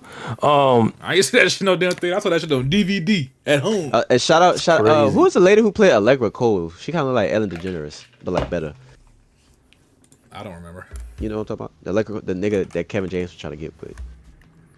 The nigga that Kevin James is trying to get with. I've always seen her face in movies, but My bad. I made that girl. Her name is Amber Valletta. Oh, okay. How you just Googled it that fast? What'd you say? what'd you say? Did you just know that off the top of your head, or you Googled No, I it? Gotta googled it. Google Hitch, nigga. I googled Just it. Google Hitch and click cast. Oh yeah. Yeah. But yeah, she did pretty well. And who's the girl? You know the girl he was Eva Mendes. Hitch was dating? Yeah, she really pretty too. I was like, oh shit. Eva Mendes is married to Ryan Gosling in real life, so she lose to Oh, Ryan what? Gosling. Yeah, Did she age literally. well. They She had a little kids bit of together and all Botox, that. but she's still beautiful. Yeah. She literally stopped her career to be a mom. It's wow. kind of crazy. And Oh, wow. Ryan- Yeah, and she let looked like she stopped her career to be a mom and let Ryan Gosling make the money and be the movie star that he is today. Yep. Wow. Yeah, Oh. that movie was actually genuinely funny. When it was the Usher song, yeah, he was dancing that shit. I was like, okay, shit was funny. Legendary will scene. I say- think I seen just of that. Fire. One more thing that we didn't cover in the topics before we go to outros: Letterbox with Sony, Paramount, and Netflix bidding on the purchase in the Yikes. Letterbox. That is Yeah. Oh, no. terrible, terrible, terrible. That's something that we should have talked about, but let's all hope that doesn't happen. Reddit has also thrown their hat in the arena. Reddit, if anything, should be the ones that we should hope for to purchase, because if one of Whoa, the what major the fuck? studios are also in charge of a major review platform, that doesn't speak good for word of mouth or genuine, accurate reviews moving forward. So let's hope that Sony, Netflix, or Paramount do not succeed in their attempt to purchase Letterboxd, because that is just not good at all. There's nothing good about that. Anytime a major studio can control the hottest review platform outside of Rotten Tomatoes, Right. there's nothing can be positive that comes out of that. So let's hope that doesn't happen. I agree on that. But I wouldn't be mad if Sony gets it because don't they have the Alamo Draft House? Did Yeah. they buy that? that Still, company? it's just a matter of, they can start playing games. They have control of the platform. They can start paying influencers to review certain things. I'm sure it's already happening, but now when you have full Right. control of the platform, you can start shadow banning shit. You can start playing with the numbers and the scores and all that. That's just nothing good can come out of that. So yeah, let's just hope. But this doesn't stays all Paramount organic. own Rotten Tomatoes, or who owns that? If I'm not mistaken? Rotten Tomatoes. Who owns Rotten Tomatoes? It's not Paramount. I don't think any of the studios. Who owns? One of the big studios owns Rotten Tomatoes. Rotten Tomatoes is owned by Fandango Media. Fandango owns 75% of Rotten Tomatoes, and then the other 25% is held up by a multitude of companies. Or So, yeah, what? Or Fandango were they owns trying to buy the it? majority. Is that what I'm thinking? Yeah, they were probably trying to buy it, but yeah, 75% is owned Yeah. by Fandango. Okay, perfect. All right, man. Well, yeah. Any last thoughts before we get the fuck up out of here? Nah, man, just go see the invite. See Jackass, especially if you're a fan of Jackass. A surprisingly emotional movie. Awesome shit. The Furious, go see that as well, man. Good to be back. Great to talk movies. Wani, if you can hang around just for 5 minutes after we hop off the air, I got a question for you. I'm out, bro. I'm out, bro. You're going to have to catch me when you catch me, bro. I'm out. Nah, you're just going to be in home base. That's all you're going to do. You're going to go to home base. Hey man, I need Before you more go to recommendations. I need more old movie recommendations. I got you. Chris, didn't I tell you to well, watch you need Daniel to- Craig James Bond? It's on bitch? Netflix. And you ain't done it yet. Actually, No, I did you got watch some you got Real you got Hulu. You got No, Hulu you did Disney not. Plus? You watched Yeah. the fucking 90s one. I said watch Daniel Craig. If I'm not mistaken, Afro Samurai should still be on there. It's on I one watched of these Afro streaming Samurai. platforms. I've seen that already. What was your review, brother? And it better be positive. Chris, watch. I'll talk about fucking, next episode, brother. Casino Royale. Oh yeah, I'm gonna choke you out. nigga. Watch what? Casino Royale. It's not on no streaming services right now. I don't think. Amazon. No, they I put think it back they took on it there? off. It was they took it off of Prime. Oh, then it might be on Netflix. Then I know. I think it's on Netflix now. I could be wrong. Chris, Netflix has a classic section too. Go through there and look at some of that shit. Yeah, I did. That's why I watched Hey, this last Scooby night. Doo too. Scooby Doo too. Yeah, go watch both of them. 1 and 2. Oh Lord. Saint, you got I anything just coming wanna up, man? say- What's going on with the late takes or anything? You got anything coming up? Stay tuned. He's saving I'm that just shit. leave it at He's saving it for Spider-Man. I already know how he operate. Wait, when Stay niggas say tuned. stay tuned, you ain't got no plan. There's a process of rebranding. There's been some there might be some layoffs. Word. Let me know if you need some new hires. Yeah, we went. We got off of. We're not doing physical comedy. No physical commentary no more. We doing digital I'm commentary. doing digital, So, all digital. Digital. yeah, only. we going straight digital commentary Yeah. Majority rules. for the late takes. We're doing all AI pod. No, I'm just kidding. I just want to say we are 590 subs when I looked like an hour ago. All our people, our supporters, we appreciate you. Hit that like button and share this, bruh. Send this to somebody I don't know, bruh. Send this to a cousin, somebody. Send this to friends. Help us get up there, bruh. Also, Repost it on Twitter, BG anywhere, BG your is- platform. seems hell bent on killing Weapon Wheel. So all you niggas who side of Weapon Wheel, come over to Death Row, nigga. Come watch movie No. guys. Nigga. I'm talking about Facts. movies where physical media. Or is I still don't know. I real. don't know if I want them. I don't know. You seen We Weapon need Wheel all the lately? views we can get. We need all the views we can get, nigga. You know what? You're right. You're right. I'm taking it personal. Sorry. All right, man. Let's get the fuck up out of here, man. We will catch y'all in 2 weeks. We'll see what movies come The out. Odyssey- Damn, bro. I Odyssey ain't even come get to out. get my hot take off. Odyssey come out. You done had enough hot takes today, buddy. Hey, fuck You that. gonna get us Unfortunately, canceled. Tarzan better than your favorite Pixar movie, nigga. Tarzan better than your favorite Disney Red movie, Pig, nigga. Red Pig. Yeah, I did want Red Pig. Hey, Red Pig. Larry said Tarzan top What? 5. He said it might even be top 3. That's better than your favorite, nigga. What you think? Nigga, better than your favorite Pixar, better than your favorite Disney movie, nigga. Tarzan, nigga. It's better than Lion King. Facts. All right, in the pod. And we can battle. George of the after, we Jungle can over battle next Tarzan, Friday, nigga. Fuck nigga. We that. can George of battle the the Jungle Friday over after next, nigga. Let's do it. In the We gonna pod, battle. nigga. You know, In the Larry, podcast. before we end, You got prep time. this has been a long-standing battle. Red Pig disrespects Tarzan constantly. He says that the soundtrack's overrated, the movie's overrated. He don't know what he's talking about. my He wasn't outside for, Hey, in the for Tarzan. podcast, You were man. not In out- the He wasn't outside for podcast. Tarzan, Larry. He don't know. He don't even know about Phil Collins. He don't know who Phil Collins is. He don't know. Nigga, I would Hold cry up. just off the audio. What about Tarzan versus Jungle Book? What about y'all? What y'all Hey, fuck watch with out, Mogul? bro. Hey, BT, watch out. I fuck with Jungle Book. I'm just Tarzan. asking. I'm I'm going just asking, Tarzan you know. though. I We not doing I'm trying to help. I enjoy help Jungle Book more. I like Jungle Book more than Tarzan. All right, we out. walks all over. That's what I said. Yeah, I know. we out. We out. We out. Nigga just said some stupid shit. Nigga said, everybody crazy. We'll catch y'all next 2 weeks, man. Deuce.